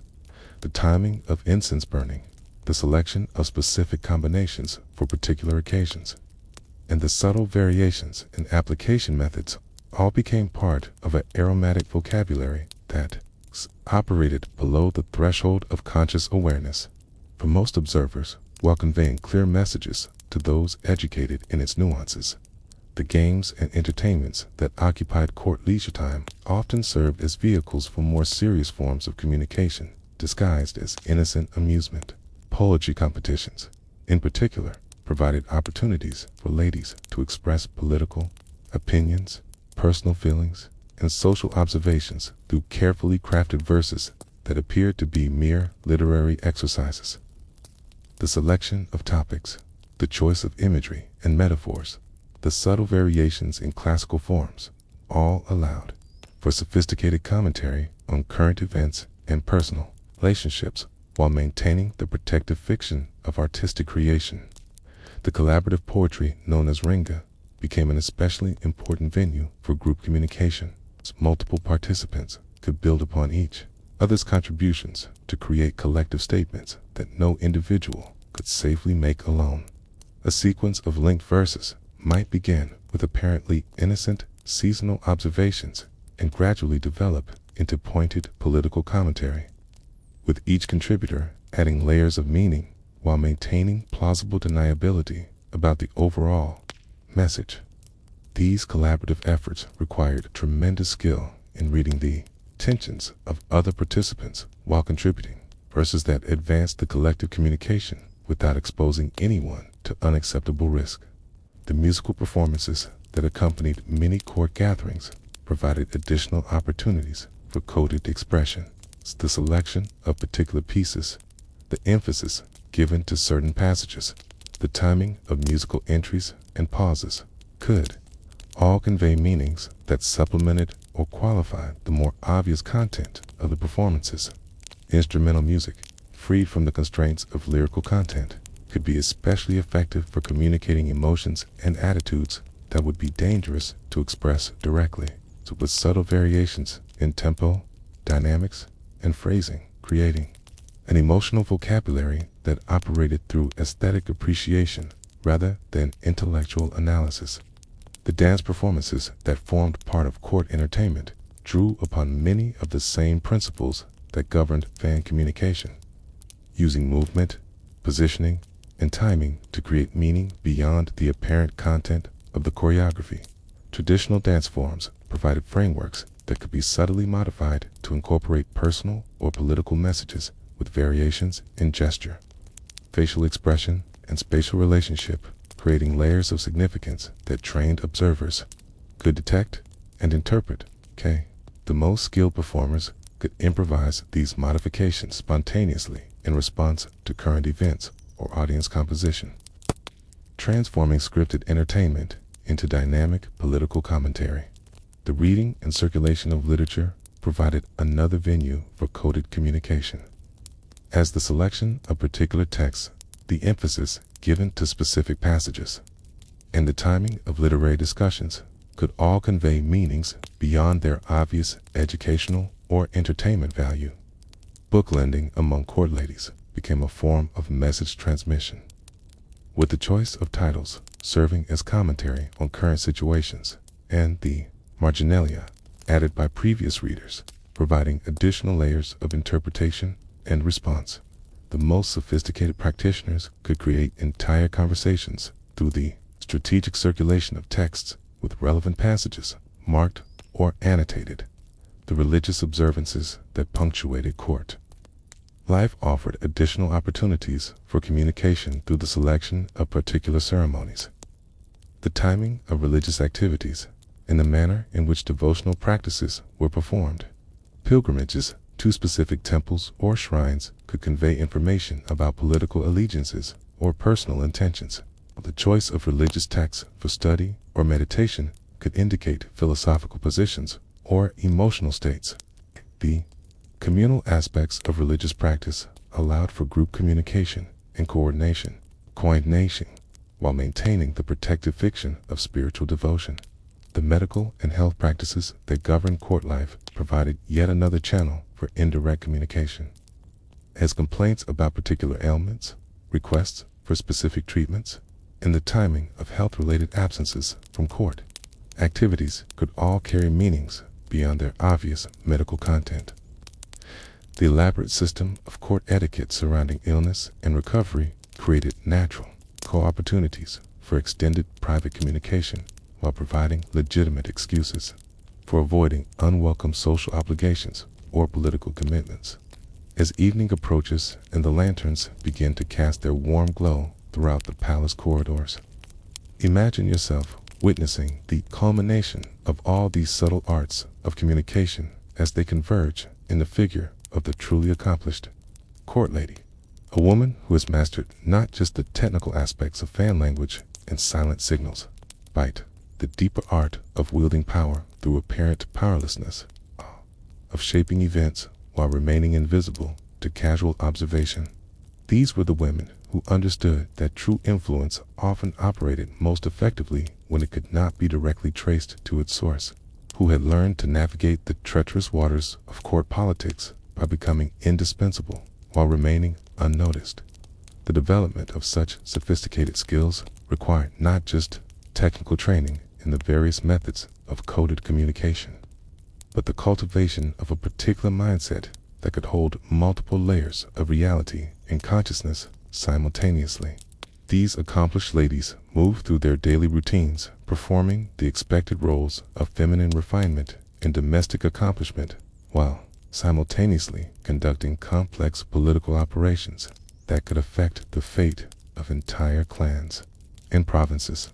The psychological discipline required to maintain such dual awareness, to appear serenely focused on aesthetic pursuits while actually coordinating intelligence networks and political alliances, represented perhaps the highest achievement of court culture's hidden curriculum.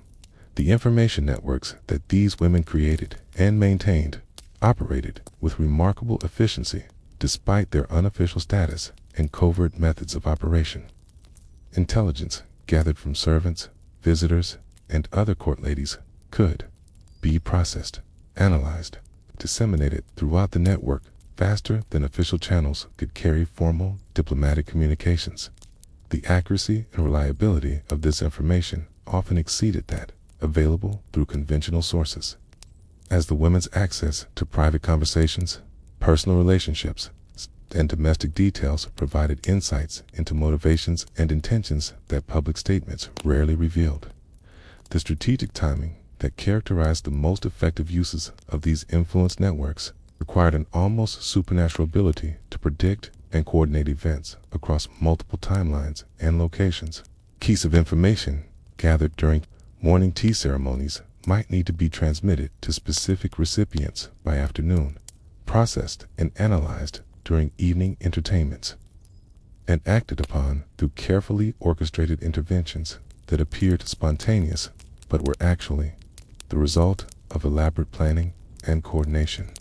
The women who excelled at such operations developed an intuitive understanding of cause and effect that allowed them to trigger desired outcomes through interventions that seemed minor but were precisely calculated to achieve maximum impact. The plausible deniability that protected these operations from official scrutiny required constant attention to maintaining the fiction that all activities remained within the bounds of appropriate feminine behavior. Every political intervention had to be disguised as personal preference, aesthetic choice, or emotional response, creating layers of protective interpretation that shielded the true nature of what was occurring from those who might oppose or expose it. The most skilled practitioners could orchestrate major political developments while maintaining perfect innocence about any knowledge of or involvement in the outcomes they had carefully engineered. The recruitment and training of new network members represented one of the most delicate aspects of these operations, as potential candidates had to be identified, evaluated, and gradually introduced to increasingly sensitive information and responsibilities without creating security breaches or arousing suspicion. The process often began with observation of young ladies' responses to minor tests of discretion and judgment, gradually progressing through stages of increased trust and responsibility as competence and reliability were demonstrated. The most promising recruits might spend years in training before being entrusted with significant operational responsibilities. The compartmentalization that protected these networks from complete exposure if individual members were compromised required sophisticated organizational structures that balanced security needs with operational effectiveness. Information was distributed on a need-to-know basis, with most participants understanding only their own specific roles in immediate context rather than the broader scope and objectives of ongoing operations.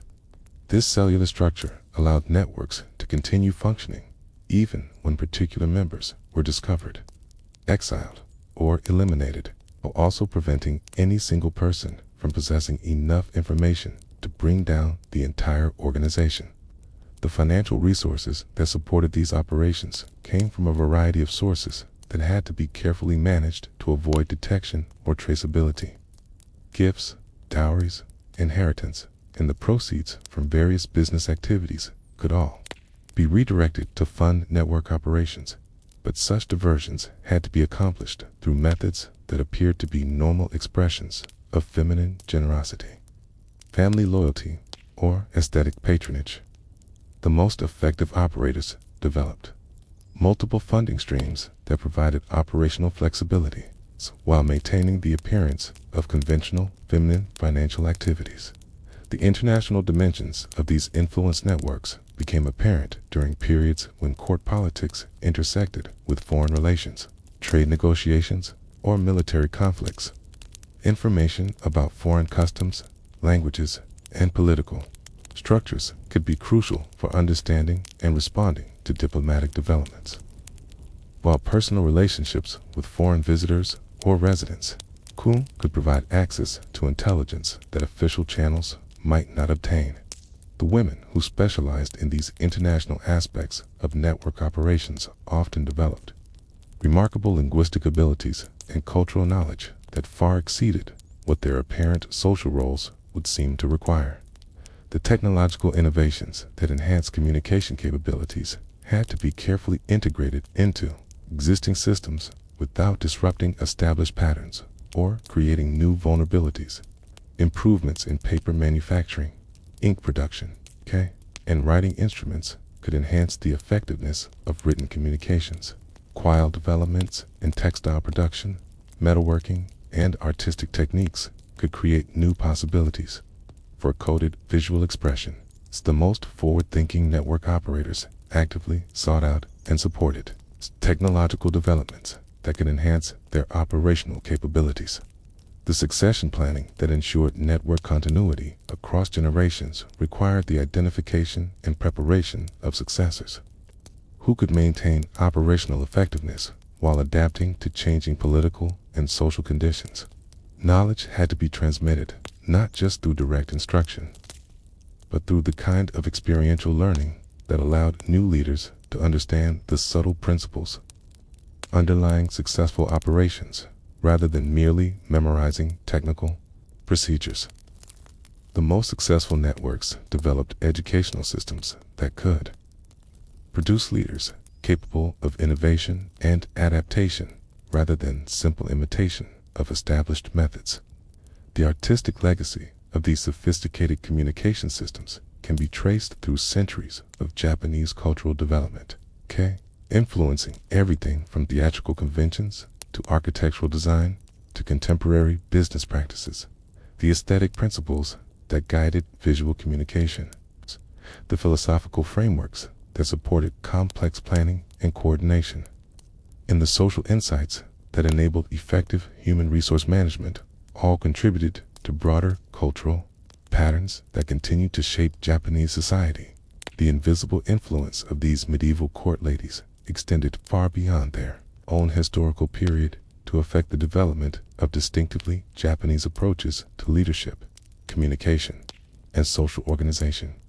The documentation of these systems presents ongoing challenges for historians and cultural analysts, as the very secrecy that made them effective also limits the availability of direct evidence about their operations and impact. Reconstruction efforts must rely on indirect sources, archaeological evidence, and careful analysis of surviving artistic and literary works to piece together the outlines of activities that were deliberately concealed from contemporary observation.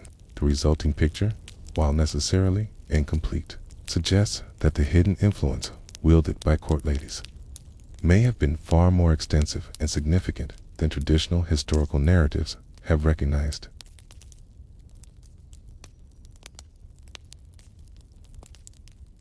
As twilight deepens and we move from the intimate world of court secrets to the grand spectacle of feudal power display, imagine yourself entering the vast halls of a daimyo's mansion during the height of the Edo period, where wealth transformed into visual poetry and every object served as both aesthetic achievement and political statement. Here, in these magnificent spaces designed to overwhelm the senses and humble the spirit, the samurai elite orchestrated elaborate performances of prosperity and control that reduced even the most powerful visitors to awed silence before the unmistakable demonstration of their hosts' resources and sophistication. The approach to such a banquet began long before guests entered the actual dining halls, with carefully orchestrated sequences of revelation that gradually unveiled the full scope of the daimyo's wealth and taste. Visitors would pass through successive gardens, each more elaborate than the last, where every stone had been positioned with mathematical precision and every plant selected for its contribution to seasonal themes that demonstrated the host's deep appreciation of natural beauty and philosophical sophistication. The pathways themselves, constructed from stones quarried in distant provinces and transported at enormous expense, told stories of political connections and economic reach that extended far beyond the immediate domain. Picture the servants who lined these approaches, dressed in matching liveries that displayed the family mon in silk threads woven with precious metals, their very presence serving as living advertisements for the household's prosperity and organizational efficiency. These attendants, trained in precise choreographies of movement and response, created human landscapes that shifted and reformed as guests progressed through the mansion's public spaces, each configuration designed to provide optimal viewing angles for the artistic treasures and architectural marvels that awaited discovery around every corner. The reception halls where guests first gathered simplified the aesthetic principles that governed all aspects of these elaborate entertainments. Tatami mats of the finest quality, woven from carefully selected reeds and bordered with silk brocades that cost more than common families earned in entire years, created foundations for arrangements of furniture and art. Objects that represented generations of careful acquisition and connoisseurship.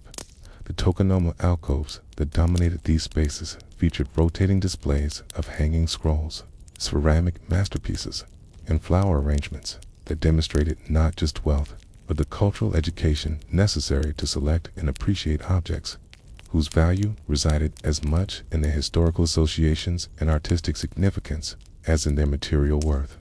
The lighting that illuminated these gatherings transformed utilitarian necessity into aesthetic experience, with arrangements of oil lamps, candles, paper lanterns, creating pools of warm radiance that enhanced the textures of silk and lacquer, while casting gentle shadows that added mystery and depth to the carefully composed scenes.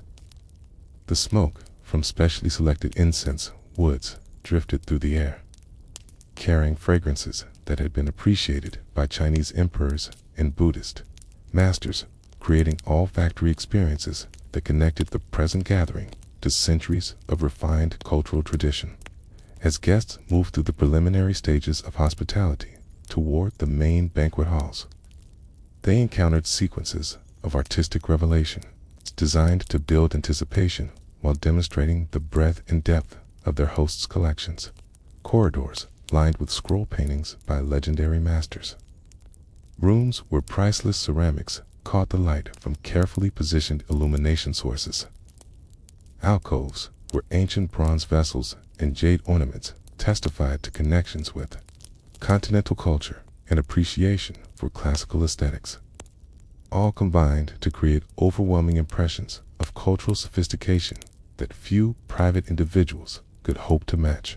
The banquet halls themselves represented the culmination of architectural and decorative arts applied in service of political theater. Spaces large enough to accommodate hundreds of guests without crowding, yet designed with such attention to acoustic properties that conversations could be conducted in normal tones while maintaining appropriate levels of privacy for sensitive discussions. The wooden floors, polished to mirror-like perfection and constructed from timber that had seasoned for decades before installation, created surfaces that reflected the elaborate dress of attendees while providing stable foundations for the complex choreographies of service and entertainment that would unfold throughout the evening. The serving implements that appeared during these banquets represented perhaps the most concentrated displays of wealth and taste available to feudal society. Individual rice bowls made from rare woods and decorated with lacquerwork that required months to complete. Sake cups carved from precious materials or crafted by ceramic masters whose techniques had been perfected over generations. Serving trays whose surfaces showcased the skills of multiple artisan traditions working in harmony to create unified aesthetic statements. Each place setting constituted a small museum of decorative arts, with objects whose individual values could have supported entire households for extended periods. The food itself transcended mere sustenance to become edible sculpture, with presentation techniques that transformed seasonal ingredients into visual poems, celebrating the natural beauty and cultural sophistication of Japanese cuisine. Dishes arrived in carefully choreographed sequences that told stories through their progression, beginning with delicate appetizers that awakened the palate while demonstrating the kitchen's mastery of subtle flavor combinations, proceeding through more substantial courses that showcased rare ingredients and complex preparation techniques, culminating in sweets and teas that provided gentle conclusions while leaving lasting impressions of refinement and attention to detail. The sake that accompanied these elaborate meals represented another dimension of the host's connoisseurship and economic reach. Premium varieties aged 4 years in cedar casks, regional specialties that demonstrated connections with distant provinces, rare vintages that had been carefully preserved for special occasions, all served in appropriate vessels that enhanced both flavor and visual appeal. The rituals surrounding Psychic service created additional opportunities for displaying its cultural knowledge and social sensitivity, as the timing, temperature, and manner of presentation could convey everything from casual hospitality to profound respect for particular guests. The entertainment that accompanied these banquets elevated hospitality into performance art, with carefully selected musicians, dancers, storytellers, whose skills had been honed through years of training in classical traditions. The instruments they employed, from koto and shamisen to various flutes and percussion devices, represented substantial investments in both the objects themselves and the education necessary to use them effectively. The costumes worn by performers, often more elaborate than those of the guests themselves, created visual spectacles that complemented the musical and dramatic presentations while demonstrating the host's commitment to supporting artistic excellence. The poetry competitions that frequently formed part of these entertainments provided opportunities for guests to display their own cultural accomplishments while participating in collaborative, artistic creation that strengthened social bonds and political alliances. The topics selected for these competitions, the classical references that informed the verses composed, and the manner in which contributions were acknowledged and celebrated all became elements in complex negotiations of status and relationships that extended far beyond the immediate pleasure of artistic expression. The social dynamics that unfolded during these gatherings created complex webs of interaction that served multiple political and personal purposes simultaneously. Seating arrangements that reflected and reinforced status hierarchies, conversation topics that allowed for the subtle exchange of information and opinion, entertainment selections that provided opportunities for both individual recognition and group participation, all combined to create environments where business could be conducted and relationships cultivated while maintaining the fiction that the primary proposed remained social pleasure and aesthetic appreciation. The aftermath of these events often proved as important as the gatherings themselves, as guests processed their experiences and shared their impressions with others who had not attended, creating ripple effects that could enhance or damage reputations based on the perceived success of the hospitality provided. The most skilled hosts developed networks of informal intelligence that allowed them to monitor these post-event discussions and adjust their future entertainment strategies to address any perceived shortcomings or missed opportunities for political advancement. As the evening's elaborate festivities reached their crescendo, and we observed the intricate dance of wealth and influence that defines these grand occasions, imagine yourself beginning to perceive the deeper economic and political calculations that transform apparent luxury into strategic necessity. Behind every gilded screen and beneath every precious serving vessel lies a complex web of financial planning, resource allocation, and political investment that reveals how the samurai elite employed conspicuous consumption as both shield and sword in their ongoing struggles for position and influence within the rigid hierarchies of feudal society. The cost structures that supported these magnificent displays represented staggering percentages of even the wealthiest domains' annual revenues, with single banquets consuming resources that could have funded major infrastructure projects or supported thousands of common families for entire years. Yet, these expenditures were not mere indulgences born of aristocratic excess, but carefully calculated investments in political capital that could yield returns far exceeding their initial costs through the alliances forged, the intelligence gathered, and the intimidation achieved during these carefully orchestrated demonstrations of power and sophistication. The procurement networks that supplied these events stretched across the entire archipelago and beyond, creating economic relationships that reinforced political alliances while demonstrating the host's reach and influence. Rare ingredients from distant provinces, exceptional sake from renowned brewing regions, artistic objects from celebrated workshops. All required advanced planning and substantial financial commitments that began months or even years before the actual events they would eventually grace. The ability to obtain these premium goods consistently demonstrated not just wealth, but the political connections and administrative efficiency that made such wealth possible and sustainable. The artisan communities that supported luxury consumption developed intricate relationships with their elite patrons that went far beyond simple commercial transactions to encompass ongoing partnerships in cultural development and artistic innovation. Master craftsmen whose techniques had been refined through generations of family tradition found in wealthy kaimyo both the financial support and creative freedom necessary to push their art to new heights of sophistication and beauty. These relationships created cycles of mutual dependency that strengthened both the economic foundations of artistic excellence and the cultural authority of those wealthy enough to serve as major patrons. The seasonal rhythms that governed procurement and preparation created complex logistical challenges that required year-round attention and substantial storage capabilities.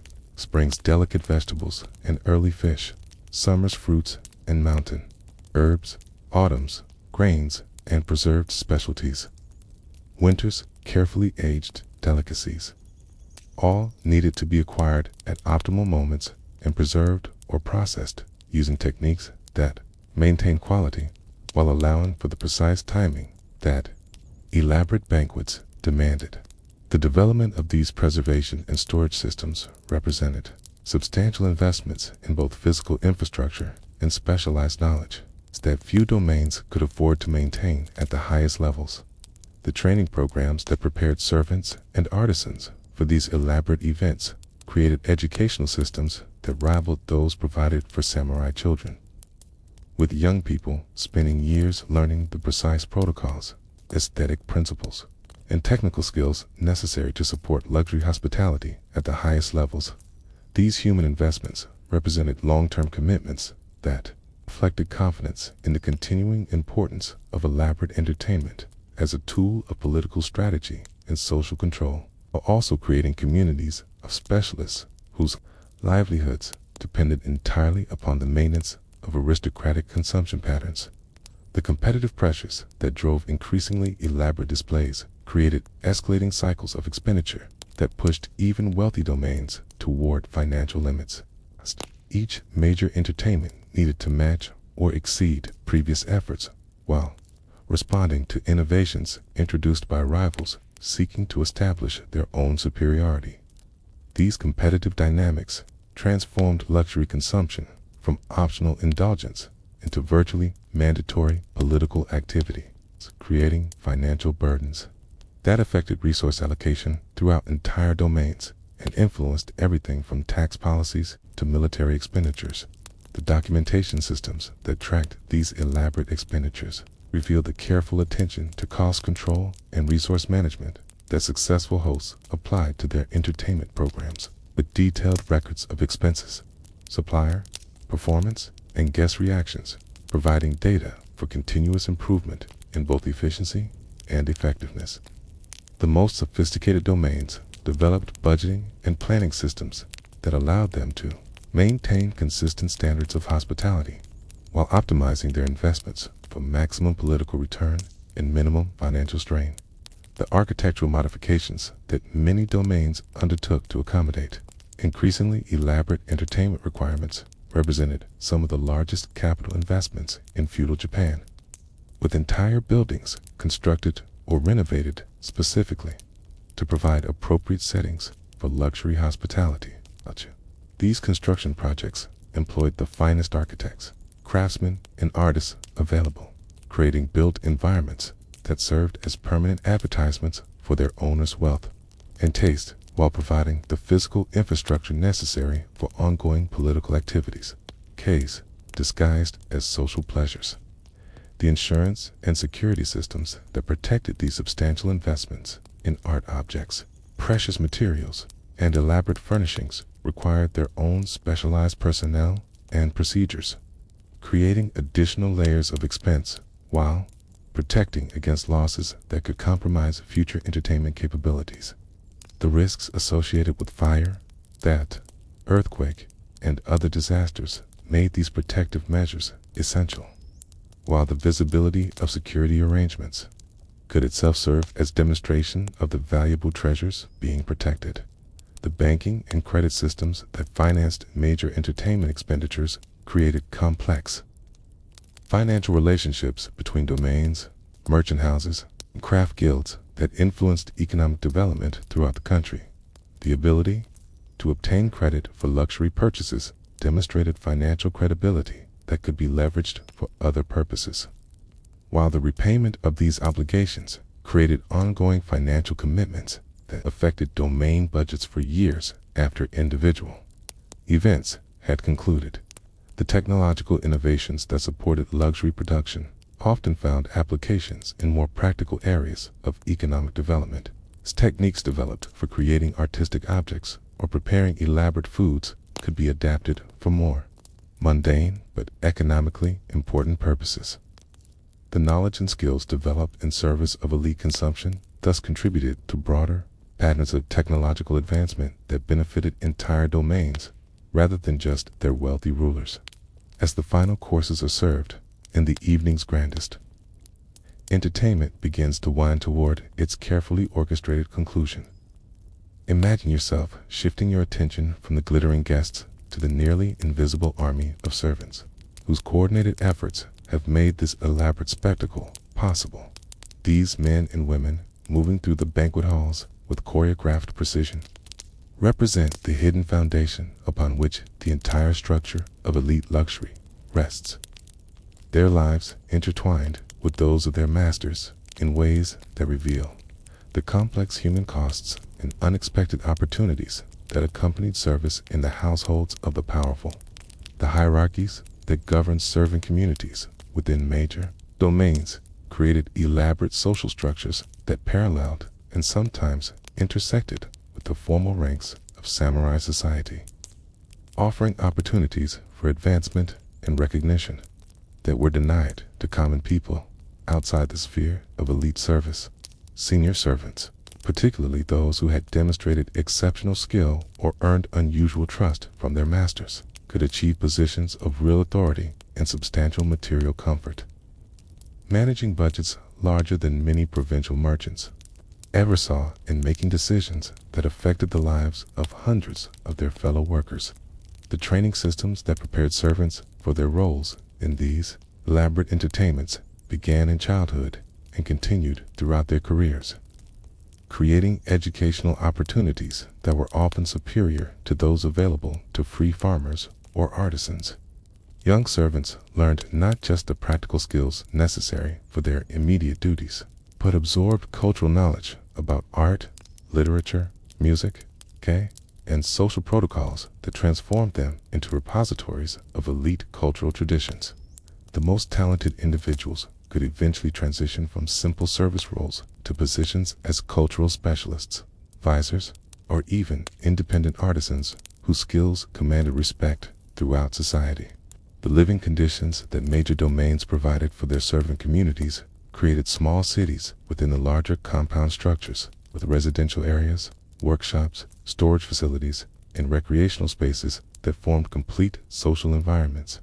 These servant quarters were often better constructed, and more comfortable than the homes available to independent farmers or urban workers, providing security and material stability that many free people could not achieve despite their theoretical liberty.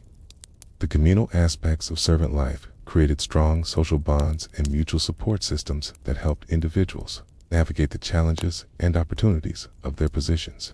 The cultural transmission that occurred through servant communities ensured that elite aesthetic traditions and social practices were preserved, and propagated beyond the narrow circles of the aristocracy itself.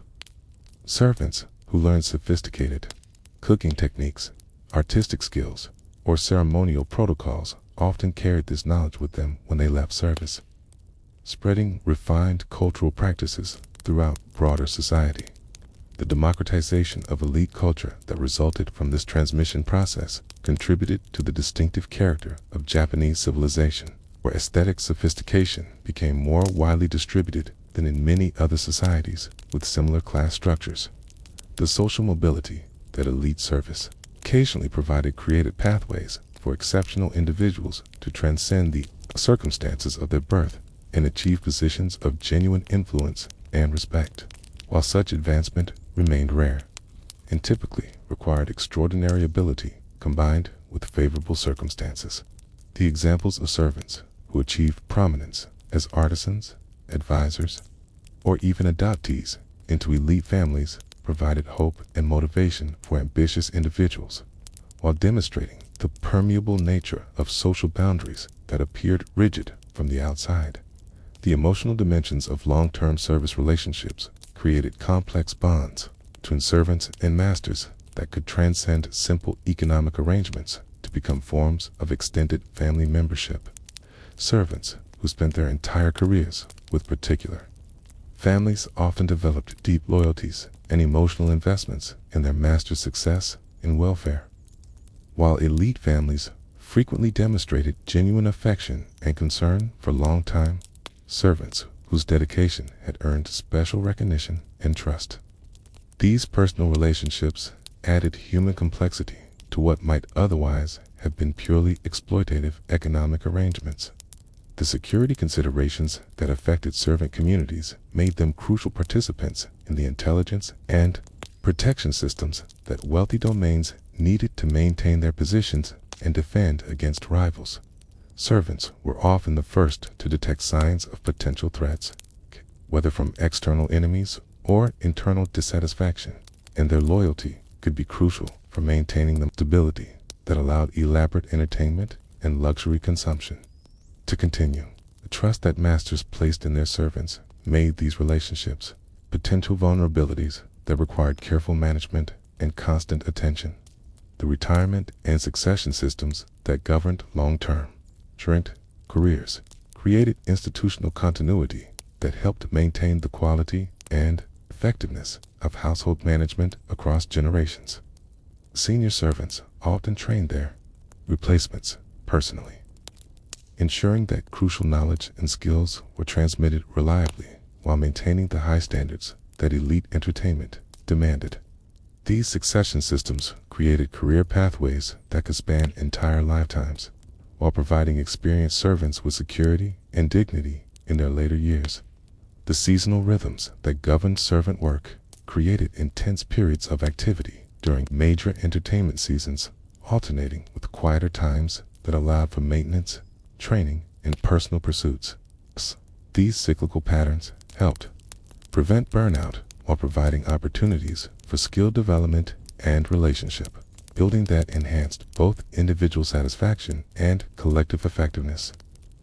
The most enlightened masters recognized that servant welfare directly affected service quality and took steps to ensure that their workers remained healthy and motivated throughout these demanding cycles.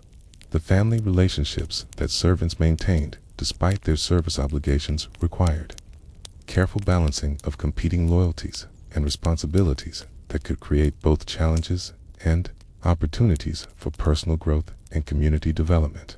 Servants who married other servants often created extended networks of mutual support that strengthened the overall servant community while providing stability for raising children within the complex environment of elite households. These family structures helped maintain servant communities across generations while providing continuity and stability for the domains that depended upon their services. The artistic and cultural contributions that servants made to the entertainment traditions they supported often seeded simple technical competence to become forms of creative collaboration that enhanced the overall quality and impact of elite hospitality. Servants who developed particular expertise in music, dance, poetry, or visual arts could find opportunities to express their own creativity while serving their master's purposes, creating personal satisfaction and recognition while contributing to the cultural achievements that defined elite society. The legacy systems that allowed exceptional servants to establish their own family traditions of service or to transition into independent careers. It's created models for achievement and advancement that inspired other servants while demonstrating the potential benefits of dedication and excellence in service roles. These success stories provided hope and motivation for servant communities while creating ongoing relationships between elite families and the descendants of their former servants that could benefit both parties across multiple generations. As the lanterns begin to dim and the final guests prepare for departure, these silent witnesses to power continue their essential work of maintaining the stage upon which the drama of elite society unfolds. Their own stories of struggle, achievement, and quiet dignity forming hidden chapters in the larger narrative of Japanese feudal culture that remind us that even the most magnificent spectacles of wealth and power depend ultimately upon the skills, dedication, and humanity of those who remain largely invisible to history's grand narratives. As the lanterns begin to dim and the final guests prepare for departure, these silent witnesses to power continue their essential work of maintaining the stage upon which the drama of elite society unfolds. Their own stories of struggle, achievement, and quiet dignity forming hidden chapters in the larger narrative of Japanese feudal culture that remind us that even the most magnificent spectacles of wealth and power depend ultimately upon the skills, dedication, and humanity of those who remain largely invisible to history's grand narratives. As our gentle journey through the hidden chambers and elaborate halls of samurai society draws to its peaceful close, imagine yourself now settling back into the comfort of your own time, carrying with you the whispered secrets and quiet revelations that have emerged from these shadows of history. You have walked beside women whose lives were constrained by silk and custom, yet who found within those constraints spaces for dignity, creativity, and influence that transcended the limitations others sought to impose upon them. You have witnessed the extraordinary achievements of those rare individuals who managed to step entirely outside conventional boundaries. And you have observed the intricate systems of communication and influence that allowed the officially powerless to wield genuine authority behind screens of aesthetic refinement and social compliance. The contrast between their world and yours could hardly be more complete. Yet, perhaps, in the quiet hours of this exploration, you have recognized something familiar in their struggles to maintain authentic selves within restrictive social frameworks, in their efforts to find meaning and purpose despite limited opportunities for direct action, in their cultivation of inner strength and external grace under circumstances that demanded both resilience and adaptability. Their strategies for survival and influence, developed within the particular constraints of feudal Japanese society, speak to universal human needs for agency, recognition, and the opportunity to contribute something meaningful to the larger story of human experience. The silken threads that connected these women to each other and to the broader currents of their times remind us that no individual, however constrained by circumstance, exists in complete isolation. The networks they created, the traditions they maintained, the innovations they developed within ancient forms, all contributed to the preservation and evolution of cultural knowledge that continues to influence Japanese society and inspire servers around the world. Their example suggests that even when direct action is impossible, indirect influence can be profound, and that patient cultivation of skill, wisdom, and relationship can yield results that dramatic gestures might never achieve. The magnificent spectacles of wealth and power that form the backdrop to their daily lives remind us that human societies have always invested tremendous resources in the creation of beauty, the demonstration of status, and the maintenance of social hierarchies that serve both practical and psychological functions, sit behind even the most elaborate displays of luxury and control. We glimpse the human costs and unexpected opportunities that such systems create for those who must navigate them, serve within them, or find ways to transcend them despite their apparent permanence and power. As you drift toward sleep, perhaps you can hear in the distance the faint rustle of silk against polished floors, the whisper of fans carrying messages across centuries, the gentle footsteps of servants whose dedication made possible the grandest dreams of their masters while harboring their own hopes for dignity and advancement. These sounds, if they reach you at all, speak of a world both vanished and somehow eternal, where the fundamental human struggles for love, recognition, security, and meaning played out within forms and constraints that seem exotic to us now, but which housed spirits not so different from our own. The safety and freedom that surround you as you rest represent achievements built upon the experiences and sacrifices of countless individuals lived within systems far more restrictive than our own, yet who managed to preserve and transmit the knowledge, values, and creative possibilities that make our current comfort and liberty possible. Their stories, whispered across the centuries in the language of art, literature, and cultural memory, remind us that progress is neither inevitable nor permanent, and that the maintenance of human dignity and creative possibility requires the kind of quiet courage and persistent dedication that characterize the lives we have explored together in these peaceful hours.